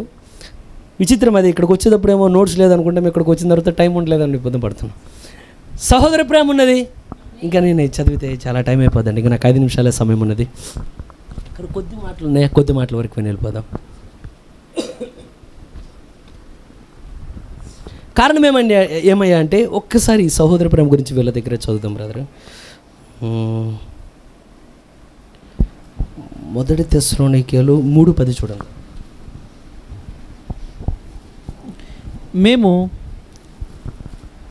చదవండి బ్రదర్. మేము మీ ముఖమును చూచి, ఒక్క నిమిషం బ్రదర్, ఒక్కసారి 6వ వచనం కూడా చదవండి. 3:6 వచనం. తిమోతియు ఇప్పుడు మీ యొద్ద నుండి మా యొద్దకు వచ్చి మేము మిమ్మల్ని ఎలాగో చూడని అపేక్షించుచున్నాము, అలాగే మీరును మమ్మల్ని చూడని అపేక్షించుచు ఎల్లప్పుడూ మమ్మల్ని ప్రేమతో జ్ఞాపకం చేసుకునిచున్నారని మీ విశ్వాసమును గూర్చియు మీ ప్రేమను గూర్చియు. క్షమించండి, 4వ అధ్యాయం 9వ వచనం ఒకసారి చూడండి. సహోదర ప్రేమను గూర్చి కంపేర్ చేసుకోవచ్చా మనం? ఫస్ట్ అడిగానండి, మనం ఏం చేసుకోవాలి ఇప్పుడు? ఎవరితో? తెస్సలోనికే సంఘంతో. వీటిలో కూడా బలహీనతలు ఉన్నాయి. ఎవరిలైనా మీ బిడ్డలు అందరూ ఒకేలా ఉండరు కదా, ఒక్కొక్కరు ఒక్కొక్క లోపాలు ఉంటాయి కదా. ఇప్పుడు తెస్సలోనికే సంఘంలో ఒక లోపం ఉన్నది, అది లోపం కొంచెం వింతగా ఉంటుందండి మిగతా సంఘాల కన్నా. సరే, ఆ 3వ అధ్యాయం 9వ వచనం చదవండి. 4:9. సహోదర ప్రేమను గూర్చి మీకు రాయని అవసరం నక్కర్లేదు, మీకు రాయవలసిన అవసరము లేదు. మీరు ఒకరినొకడు ప్రేమించుటకు దేవుని చేతనే ఏర్పరచబడితిరి. ఎవరో మీకు నేర్పలేదు, కానీ మీరు పరిశుద్ధాత్మను పొందినప్పుడు మీ అంతరంగ బోధకుడే మిమ్మల్ని, మీ సహోదరుని ఎలా ప్రేమించాలో మీకు నేర్పించాడు. ఎంతమంది దేవుని దగ్గర నేర్చుకోవాలని కోరుతున్నారు? కారణం ఏంటంటే మీరు గమనించండి, మీరు మీ బిడ్డని ప్రేమిస్తారా? అది కూడా డౌట్ ఉందండి. మీరు మీ బిడ్డని ప్రేమిస్తారా? ప్రేమిస్తే మీ బిడ్డ కోసం మీరు ప్రయాసపడతారా, వదిలేసి కూర్చుంటారా? ఖచ్చితంగా ప్రయాసపడతారా? మీలో మీ తల్లిని ఎంతమంది ప్రేమిస్తారు? ప్రేమిస్తే నువ్వు ప్రయాసపడతావా, వదిలిపెడతావా? ప్రయాసపడతామా? కారణం ఏంటంటే ఈ లేఖనాల్లో ఇంకోటి ఉంటుంది. పౌలు ఎప్పుడైతే ఆ ద్వీపం గుండా ప్రయాణం వెళ్తూ ఉంటాడో ఆ సముద్రం మధ్యలో నుండి మెలితే అనే ఒక ద్వీపం దగ్గరకు వస్తారండి. ఆ ద్వీపం దగ్గరకు వచ్చినప్పుడు వాళ్ళెవరో వీళ్ళకి తెలియదు, వీళ్ళెవరో వాళ్ళకి తెలియదు.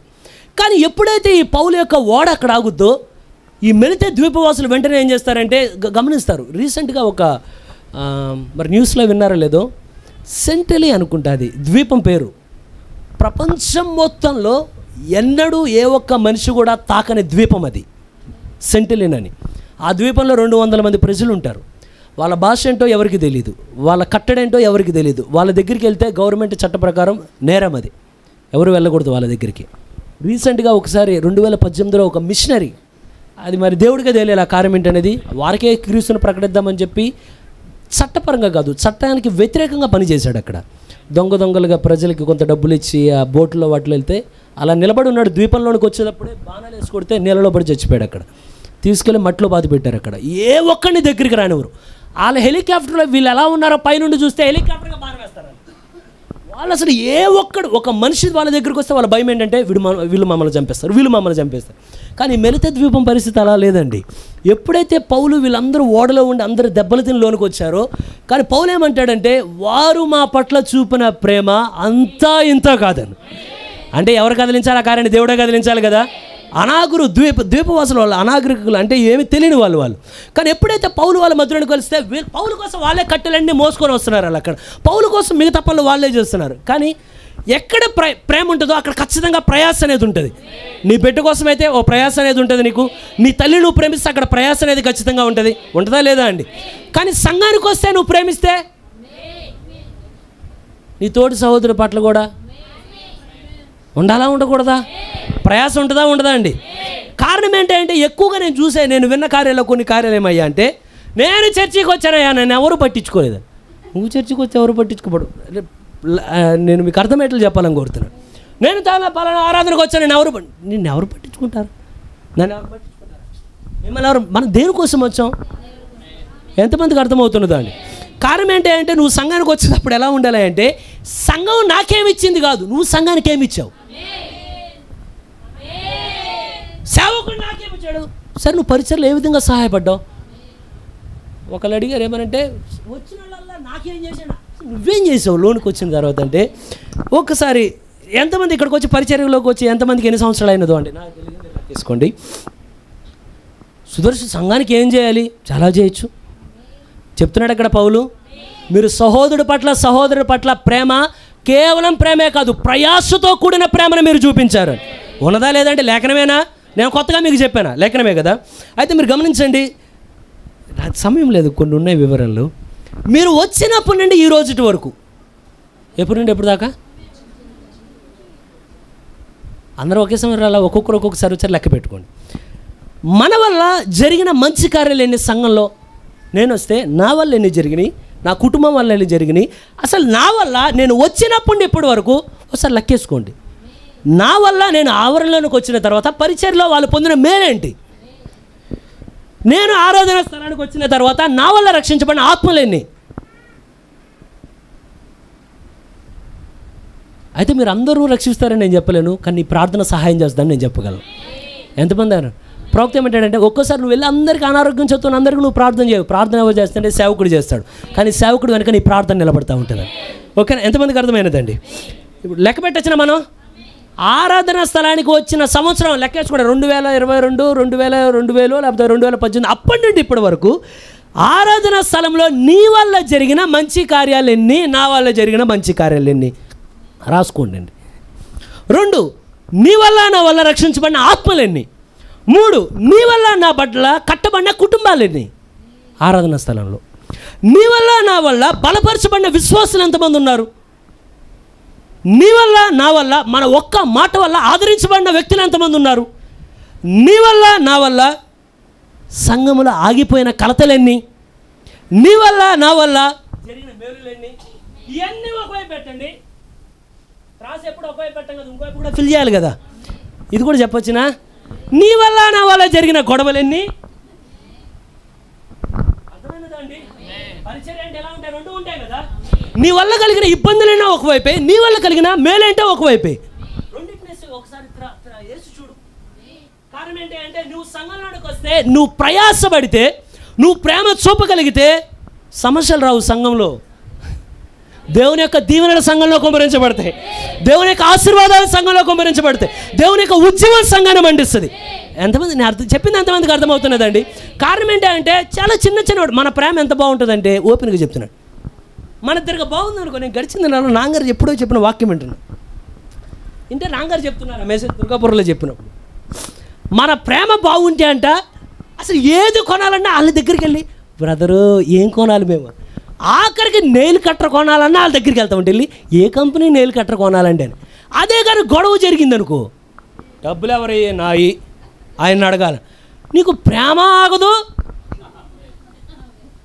అది ఆగదు, ఇది ప్రేమ వచ్చిన ఆపలేం. ఏమనంటే ఇక అసలు రాసుకొని పూసుకొని భుజాలు కూడా అరిగిపోతుంటాయి ఇట్లా రాసుకొని. మన ఇద్దరమే ఇక సంఘంలో అందరూ ఒక దారి, మన ఇద్దరమే ఒక దారి, అందరూ ఒక ఎత్తు కానీ మన ఇద్దరమే ఒక ఎత్తు. కానీ ఏమైనా జరగని సంఘం అందరికీ తెలిసిపోద్ది, ఆహా వీళ్ళిద్దరికి పడట్లేదన్నమాట, ఈ సిస్టర్ గారు ఇటు మూతి పెట్టింది, ఆ సిస్టర్ గారు అటు మూతి పెట్టిందంటే ఏదో ప్రాబ్లం జరిగింది అయ్యాను. కానీ తెస్సలోనిక సంఘాన్ని గురించి పౌలు అట్లా చెప్పట్లా, ఓ సంఘమా ప్రేమ అని చెప్పట్లా. మీ ప్రేమ ప్రయాసతో కూడిన ప్రేమ, మీది కష్టపడిన ప్రేమ, అది ఇతరుల కొరకు శ్రమించిన ప్రేమ. అది ఓ సంఘమా నువ్వు శ్రమించవా లేదో తెలియదు కానీ దయచేసి ఏ గొడవలకు ఎక్కుతారు. నిజమైన ప్రేమ ఎన్నడూ అద్భుతాలు జరిగిస్తుందండి. నిజమేనా? జమైమా స్త్రీ ఉన్నదా, తన బిడ్డ గురించి ప్రేమించినదా? నిజమైన ప్రేమ ఏం చేస్తుందంటే ఎక్కడో ఉన్న ప్రవక్తని తీసుకొచ్చినది. ప్రవక్త నోట్ చేసి చెప్తాడు, ఏమనంటే ఆవిడ ప్రార్థన చేసేటప్పుడు, lord I love my child, ప్రభువా నా బిడ్డ నేను ప్రేమిస్తున్నానయ్యా. ఆ ప్రేమ రాత్రిళ్ళు పగళ్ళు కన్నీరు విడిచేట్లు మారుస్తున్నది. ఏమనంటే ప్రేమలో ప్రయాస, విశ్వాసములో, విశ్వాసముతో కూడిన పని. అందరూ చెప్పండి అంటే ఒకసారి ఏంటిది? రెండవది ప్రేమతో కూడిన ప్రయాస. మూడవది ఒకసారి చదువుదామా? ఇంకో చదువు. మన ప్రభు అయిన యేసుక్రీస్తునందలి మన ప్రభు అయిన యేసుక్రీస్తునందలి నిరీక్షణతో కూడిన మీ ఓర్పును. ప్రేమ ఉంటే బర్డెన్ ఉంటుందంటారా? ప్రేమ ఉంటే మన హృదయంలో భారం ఉంటుందా? ఉంటుందా అండి? నేను ఇలా చెప్తే నేను ఏమనుకోమాకండి. కొన్నిసార్లు నన్ను చూస్తే మీ కోపం కూడా రావచ్చు ఇలా చెప్పాడేమని. కానీ నేనెవరినో కాదు సరి చేయడానికి, కానీ లేఖనమే మన అందరినీ ముందుగా నడిపిస్తుంది. ఆమె అయితే నువ్వెన్నడైతే ప్రవక్త మాట చెప్తాడు, ఎప్పుడైతే ఒక ముసలాయన అక్కడికి వచ్చి నిలబడినప్పుడు ప్రవక్త ప్రార్థించడానికి ఎప్పుడైతే అక్కడ నిలబడతాడో ఆ ముసలి వ్యక్తికి చూస్తే కాళ్ళకి చెప్పులు సరిగ్గా ఉండవు, వెంట్రుకల మీద అంటే పైన కోట్ సరిగ్గా ఉండదు, చాలా పేదోళ్ళ కనబడుతుంటాడు. ప్రవక్త అక్కడ నిలబడి ఉండగానే ప్రవక్తకి ఏమనిపిస్తుంది అంటే ఆ వ్యక్తి ప్రయత్నిస్తూ ఉంటాడు ఏమనంటే ప్రవక్తను తాకాలని. ఆ ముసలి కరుకైన చేతులతో ఒక్కసారి ప్రవక్త యొక్క ముఖాన్ని ఇలా తాకాలని అనుకుంటాడు. ప్రవక్తని నేను పట్టుకోవాలి, దేవ సేవకుని. ప్రవక్త వెంటనే నిలబడతాడు. అక్కడ నిలబడి, అయ్యా హృదయంలో ఏమనిపిస్తుంది అంటే నా తండ్రి ఆ స్థలంలో నిలబడి ఉంటే నేను వదిలేస్తాను ప్రార్థించకుండా, ఖచ్చితంగా నేను ప్రార్థిస్తాను కదా. ఒకవేళ అతను కూడా ఏదో ఒక తల్లికి కుమారుడే కదా, అంతే కదండి, ఖచ్చితంగా నేను ప్రేమ చూపాలి కదా అని వెళ్ళిన తర్వాత ఎప్పుడైతే అక్కడ ప్రవక్త హైలైట్ చేసేది ప్రార్థన హైలైట్ చేయడం, ఆ విషయంలో ఆ సాక్ష్యంలో మరొక విశ్వాసాన్ని హైలైట్ చేయడం కానీ ఒకటే హైలైట్ చేసాడు, లవ్.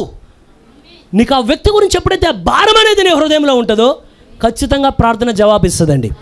మీరు ఎంతమంది ఎరుగుదరో కానీ లాస్ట్ టైం ఛత్తీస్గఢ్ గురించి సేవకులు చెప్పిన తర్వాత అక్కడ ఫాస్టింగ్ ప్రేయర్లో కన్నీళ్లతో ప్రార్థన చేశారు. ఎవరు ఉన్నారా? గడిచిన నెల అనుకుంటున్నా, ఇంతకుముందు నెల కన్నీళ్లతో సంఘం ప్రార్థిస్తే సంఘం యొక్క ప్రార్థన ఏమంటే, ప్రభు అక్కడ నిలబడిన స్త్రీ ఒకవేళ నా భార్య అయితే, అక్కడున్న యవనస్తురాలు నా కుమార్తె అయితే, అక్కడున్న కుమారుడు నా కుమారుడు అయితే అని భారంతో ప్రార్థిస్తే రెండో రోజుకి దేవుడు జవాబిచ్చాడండి. నేను నమ్ముతున్నా అనేక మంది ప్రార్థనలో మన ప్రార్థన కూడా దేవుడు విన్నాడు అని. కొంతమంది అన్నారు లేదు అంత ఉత్తిగా అని. ఉత్తిగా అంటే మరి మణిపూర్లో జరిగిందానికి ఏం చెప్తాం ఈరోజు? ఉంటుంది కదా, చేతులు కాలిన తర్వాత జరిగిన తర్వాత నువ్వు నేనేం చేయాలి, కానీ దేవుడు ఎప్పుడైతే ఒక హెచ్చరిక చేస్తాడో వెంటనే మనం ఏమవ్వాలంటే సంఘం అంతా ఏకమై ఒకరి బడ్డని ఒకరు హృదయంలోనికి తీసుకొని ఒకరి భారం ఒకరు హృదయాల్లో మోసుకొని, ప్రభు మేము మత్తుగా చేయాలని కోరట్లేదు కానీ భారం కలిగిన హృదయాలతో ప్రార్థిస్తామంటే వెంటనే దేవుడు జవాబునిస్తాడండి. కొన్నిసార్లు నాకు చాలా విచిత్రం అనిపిస్తుంది, ఎప్పుడైతే సంఘం అంతా ప్రార్థిస్తూ ఉంటారో ఒక సహోదరుడు ప్రార్థిస్తున్నాడు అనుకోండి, ఒకవేళ 10 మంది కూర్చున్నారు సంఘం అంతా, మన గురించిన అంశమే జరుగుతుంది. సపోజ్ ఇప్పుడు సుమేన్ బ్రదర్ చేస్తున్నారు నా గురించి, సుదర్శ్ బ్రదర్కి వచ్చేపోతారు తోడుగా ఉండండి అయ్యా అని చేస్తున్నారు అనుకోండి. ఎప్పుడైతే సుమేన్ బ్రదర్ నా గురించి చేస్తారు, ఎక్కువ నేను చూసినది చెప్తున్నాను, ఇక్కడే కదా ఎక్కడైనా సరే, ఎప్పుడైతే ప్రార్థన చేస్తూ ఉంటారో ఆ టైంలో ఈ సుదర్శ్ ఒక్కడే ఏకీపిస్తుంటాడు. అవును ప్రభువా సహాయం చేయండి ప్రభువా, అవును ప్రభువా సహాయం చేయండి ప్రభువా. ఒకవేళ సుదర్శన్ గురించి కాకుండా సురేష్ పాస్టర్ గారి గురించి చేస్తున్నారు అనుకో, సంపోజ్ మౌన వ్రతం, మౌన గడియలు ప్రారంభమైపోతాయి. వింటాం ప్రార్థన, మనం వచ్చేది ప్రార్థన వినడానికి రావట్లేదు, ప్రార్థనలు ఏకీభవించడానికి మనం వస్తున్నాం. ఎంతమందికి అర్థమవుతుందో నేను చెప్తుంది? వెంటనే అందరూ కామ్ అయిపోయి ఇలా వింటాం. నేను చెప్పింది నా వాక్యం గురించి, నాన్నగారి వాక్యం గురించి కాదండి. ఒకరు అనారోగ్యం చేతున్నప్పుడు ఎంతమందికి అర్థమవుతుందో సంఘానికి? ఒకరు అనారోగ్యం చేతుంటే సంఘమంతా చేరు వచ్చినప్పుడు ఒకరు ప్రార్థిస్తూ ఉన్నప్పుడు ప్రభు ఆ సహోదరుని జ్ఞాపకం చేసుకోండి అంటే నీ హృదయంలో భారం అనేది ఉంటే నీ వంతు వచ్చినప్పుడే ప్రార్థించడం కాదు, ఆ వ్యక్తి ప్రార్థించడం నువ్వు ఏకీభవించాలి ఆ ప్రార్థనతో. కానీ విచిత్రం ఎక్కువసార్లు ఏం జరుగుతుంది తెలుసా? వింటూ ఉంటారు. కానీ ఏమేమి వచ్చినా ఎత్తాడు? మొదటి సమయంలో 3:9 చేశాడు అనమాట. కీర్తనలో 6:17 చేశాడు. ప్రసంగిలో 3:2 వచనం చేశాడు. ఇప్పుడు నా వంతు రాని. ప్రార్థన అనేది నీ టాలెంట్ చూపించేది కాదు. ప్రార్థన అంటే సరెండర్ అయిపోయి ప్రభు మీ పాదాలు తప్ప మాకు దిక్కు లేదయ్యా, దిక్కు లేక ఇక్కడికి వచ్చామయ్యా, మా అందరి ప్రార్థన గురించి కార్యాన్ని జరిగించాయి అనేది ప్రార్థన. ఎంతమంది భారంతో ప్రార్థించండి, భారంతో ఏకీభవించండి. మీ అంశమైనా ఏకీభవించాలి, నా అంశమైనా ఏకీభవించాలి, మరొకటి అంశమైనా ఏకీభవించాలి. కానీ మనం అలా ఏకీభవించాం. కానీ నా వంతురాని నేను చూపిస్తా. విచిత్రం ఏంటంటే ఏకీభవించారు కానీ చేసే ప్రార్థన మాటికి ఎలా చేస్తున్నాడు? అందరూ ఆమెను చెప్పేటి చేస్తారు ప్రార్థన మాటికి. ప్రభువా నువ్వు సజీవుడమైన దేవుడు, నువ్వు సజీవుడైన దేవుడు నమ్మినప్పుడు వాళ్ళు చెప్పినప్పుడు నువ్వు ఆమెను అనాలి కదా దానికి. చాలా ఈ వారానికి ఇక సుదర్శన్కి ఎక్కువ. ఎంతమందికి అర్థమవుతుంది? విశ్వాసముతో కూడిన పని. వచ్చారు కదా, మనం అందరం వచ్చాము కదా. దేని కొరకు? విశ్వాసం ఉండి ఇంట్లో కూర్చుంటే సరిపోదు, విశ్వాసంతో కూడిన మీ పని. పౌలా మనం కూడా చెప్పవచ్చునా? విశ్వాసంతో కూడిన మా పనిని ప్రభువా, ప్రేమతో కూడిన ప్రయాసమునైన. అంతేనా అండి? మూడవదిగా టైం అయిపోయినది చెప్పవచ్చునా? ఫాస్ట్ క్లోజ్ చేస్తానండి. నిరీక్షణతో కూడిన. మనమందరం ఎలా రక్షించబడ్డామంటే రోమిలికి రాసిన పత్రికలు అంటాడు నిరీక్షణ వల్లనే మీరు రక్షించబడ్డారంటాడు రోమిలికి రాసిన పత్రికలో. కారణం నీకు ముగిస్తున్నాడు. నిరీక్షణ నీలో ఉన్నదనుకో, విశ్వాసం ఎంతమందికి ఉన్నది? ఆయన జరిగిస్తాడని విశ్వాసం ఉన్నదా? ఏదేమైనా జరిగిస్తాడని విశ్వాసం ఉన్నదా? నీకు విశ్వాసము ఉండాలి, నిరీక్షణ ఉండాలండి. నిరీక్షణ ఏమయ్యా అంటే ఈరోజు జరగలా కానీ హోప్ చేస్తాం ఇంకేమంటే ఇంకా చేస్తాడని. ఈ నిరీక్షణలో ఏముండాలి? సహనం అనేది ఉండాలండి దీంట్లో. ఆమేన్. ఎంతమంది నిరీక్షిద్దామని ఇష్టపడుతున్నారు? అయ్యా నిరీక్షణ చేసేవాడు ఏం చేస్తాడంటే కలవరపడడండి, హడావిడికి ఏమవుడు కానీ ఒకటే చేస్తాడు, యెహోవా ఎదుట మౌనంగా ఉండి ఆయన కొరకు కనిపెట్టుకొని ఉంటాడని. ఓపికతో కనిపెట్టుకునేవారు కనిపెట్టే ధన్యత మనకి ఇచ్చిన గాక. ఓపికతో ఫలించువారు. దేనితో అంటే ఓర్పని ఉన్నదా అక్కడ మనకి? ఆమేన్. ఓపికతో సత్క్రియలు చేయవారు. పౌలు అంటాడు నేను మంచి చేద్దాం అనుకుంటే నాకు కీడే ఎదురవుతున్నది అంటాడు కానీ ఆపడు, మళ్ళీ మంచి జరిగిస్తానే ఉంటాడు ఆ మంచిని. ఓపికతో పరిగెత్తువారు. విశ్వాసమే కాదు, విశ్వాసంతో పాటు నిరీక్షణ. ఏమి నిరీక్షణ? ఏమున్నది కరెక్ట్గా పదం అండి అక్కడ? ఓర్పు. ఆమేన్. దేవుడు మనకి ఇచ్చిన గాక. కనిపెట్టడానికి నిరీక్షణ, ఓపిక, ఫలించడానికి, సత్క్రియలు చేయడానికి, యేసుక్రీస్తు కొరకు పరిగెత్తడానికి. ఏంటి ఎవరు పరిగెడతారంటే మనమే పరిగెడతాం. ఇంత గొప్ప సాక్షి సమూహము మేఘము వలె మనల్ని ఆవరించినందున మనము కూడా ప్రతి భారమును సులువుగా చిక్కులు పెట్టు ప్రతి పాపమును విడిచి విశ్వాసమునకు కర్తయు దానికి కొనసాగించువాడైన యేసు వైపు చూచుచు మన ఎదుట ఉంచబడిన పరుగు పందెములో పరిగెత్తుదము కాదు, ఓపికతో పరిగెత్తుదము. విశ్వాసంతో ఎంతమంది కలిగి ఉండాలని ఇష్టపడుతున్నారు? విశ్వాసంతో వాటి ఇప్పుడు ఏం చేతపడాలండి? నిరీక్షణ. నిరీక్షణ ఏముంటుంది? ఓర్పు ఉంటుంది. ఎంతమంది ఇష్టపడుతున్నారు? ఓర్పుతో ఫలించడం అంటే మీరు ఇంటికి వెళ్ళిన తర్వాత చదవండి. యేసుప్రభు మీరు ఉపమానం విన్నారు కదా, అనేక విత్తనాలు విత్తబడతాయా? మంచి నెలలో విత్తబడినప్పుడు అక్కడ లేఖనం ఏముంటుందంటే వీరు ఓపికతో ఫలించువారు. విత్తనం విత్తకని ఇలా వచ్చేదండి పొడుచు, చెట్టు ఎవరికి ఇలా రాదు ఇలాగా. కానీ ఏమంటే ఓపికతో గుండెల్లో విశ్వాసం, బయట సహనం, ఓపికతో ఫలించువారు. దేవుడు మనందరూ నిలబెట్టిన వరకు ఎప్పుడు వరకు అయ్యా? ఆశీర్వాదం పొందేంత వరకు, ఆయన రాకడ వరకు, ఎత్తబట్ట జరిగేంత వరకు నిరీక్షణ గలవారై. ఈ ఒక్క వచ్చి నాతో పాటు చెప్తారా? నిరీక్షణ గలవారై. చెప్పారండి అందరూ? నిరీక్షణ గలవారై. ఏం గలవారై? సంతోషించుచు, ఏడుస్తా కదండి, సంతోషించుచు, శ్రమయందును ఓర్పు గలవారై ప్రార్థన యందు పట్టుదల కలిగి ఉండుడి. దేవుడు మనల్ని దీవించును గాక. ఎంతమంది తెస్సలోనిక సంఘంలా ఉందామనుకుంటున్నారు? విశ్వాసముతో కూడిన పని,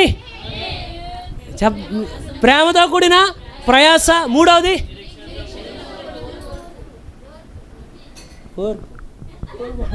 నిరీక్షణతో కూడిన. మనం ఇక్కడ 2 గంటలుగా గంటన్నర కూడా అవ్వలేదండి. దేవుడు మనకి శ్రమల్లో కూడా నిలబడే ఓపికను దేవుడు దయచేయను గాక. అంటే కదిలిపోకుండా, అటు ఇటు వంగిపోకుండా. యోహాను దగ్గర అంటాడు కదా, ఏమనంటే ఎవరు చూడడానికి వెళ్ళారు మీరు? రెల్లును చూడడానికి వెళ్ళారా? గాలికి అటు ఇటు. ఎందుకంటే యోహాను గాలికి అటు ఇటు వంగే రెల్లు కాదండి, ఓర్పు కలిగిన వాడు, విశ్వాసము కలిగిన వాడు, దేవుని ఎంత ప్రత్యక్షత కలిగిన వాడు ఆయన. ఎంతమంది అలా ఉందామనుకుంటున్నారు? దేవుడు మనందరిని దీవించిన గాక. దయచేసి లేచి నిలబడతామండి.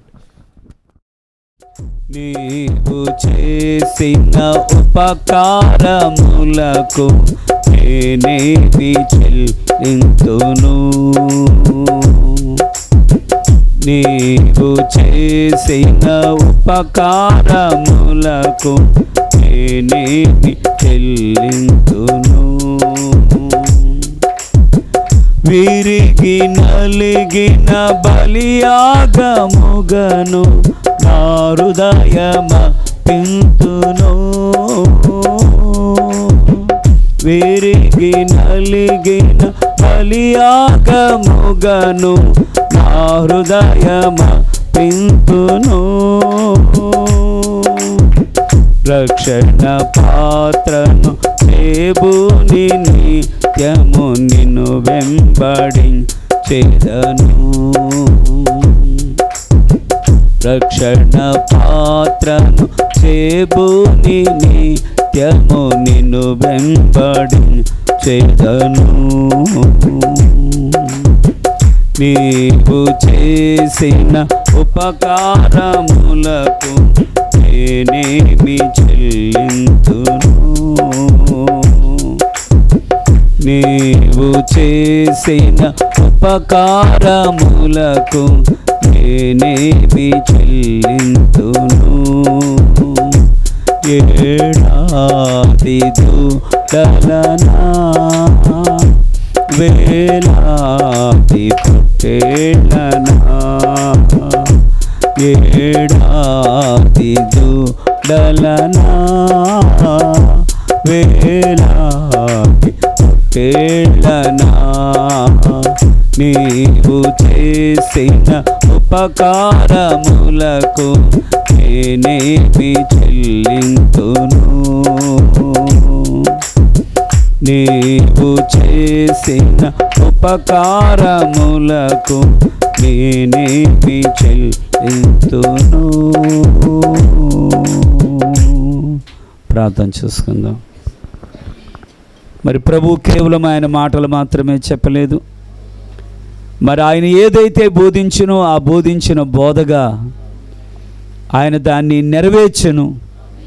దేనినైతే నెరవేర్చెను, నాడు పౌలు కూడా నేను క్రీస్తును పోలి నేను నడుచుకున్న ప్రకారం మీరు కూడా నన్ను పోలి నడుచుకోండి అని ఒక మాదిరికరమైనటువంటి మాటను, ఒక స్థిరమైనటువంటి వాక్కును, ఒక స్థిరమైనటువంటి జీవితమును తన వెనకున్నటువంటి వారికి అందులో నుంచి క్రీస్తు యేసు యొక్క మాదిరిని అతడు చూపించెను.